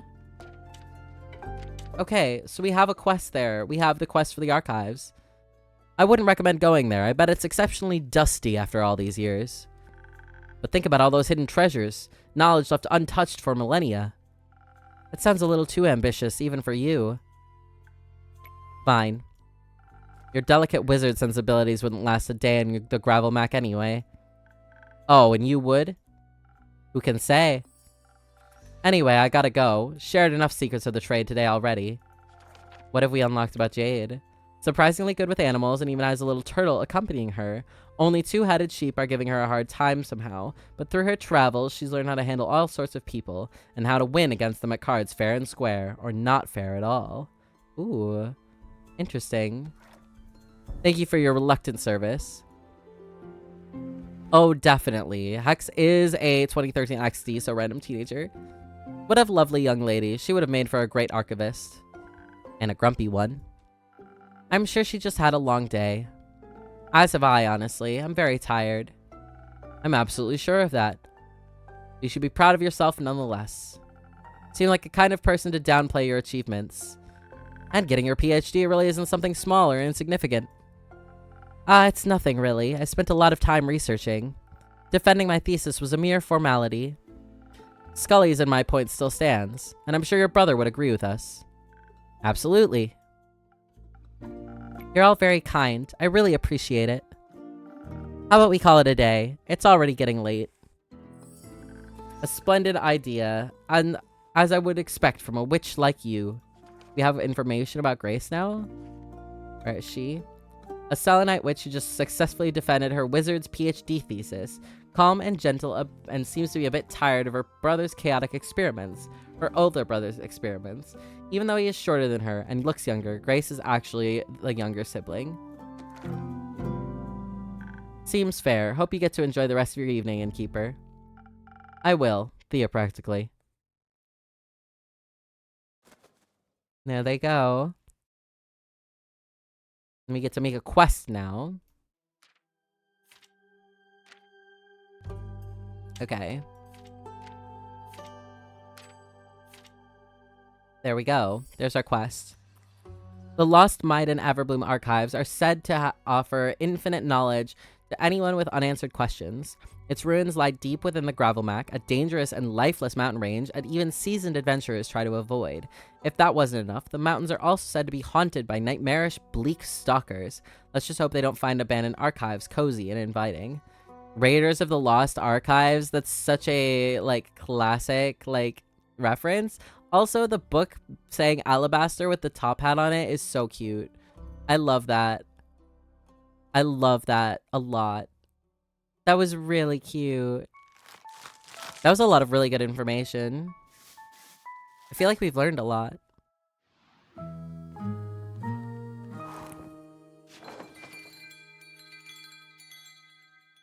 Okay. Before we start Trouble in Paradise, I'm gonna save a second time because I'm insane. We are going to end stream there today. That is where we're gonna stop. This game is so cute though. I'm really having a blast with it. I really like this one. This is really fun. So we will continue this probably at some point next week. Oh, because they're elves, 99th. They're elves. So of course they're gonna act like different. Their ages are relative because elves. So yeah. But if you're not already in the Discord, you should join that. If you're not following the social media, you should also do that. And yeah. We will... I don't know when stream is going to be next. Hold on. We have stream Thursday. Okay, so we have a stream Thursday. And we will be playing Mina the Hollower, which is going to be a good time. And then we'll make the new schedule for next week. We've got a lot going on. It's Pride Month, so we have a lot going on this month. Because of course. I guess a couple things coming up. Next week, Friday, if you are in the Boston area, we're actually going to put this one out there because, you know, why not? There is an amazing digital circus drag show happening in the Boston area next Friday, the 19th. If any of you are old enough to go to Jacques Cabaret, we're going to be performing there. It's really exciting. We haven't seen the finale yet for Circus. We're going to be watching it for the first time there with everybody in cosplay. It's going to be a really fun time. I'm really excited about this number. And yeah, we get to perform as Ragatha, and it's going to be a really, really fun time. But for now, we'll see you all Thursday for a stream, and then we'll see you all next week for more streams. And I hope you all are having a great Pride Month, and I'm really enjoying this game. So I'm gonna go get some food now though, because hunger. And yeah, have a great rest of your day, everyone. Thanks for vibing. Thanks for enjoying Tavern Talk with me, and I'll see you soon. Bye bye.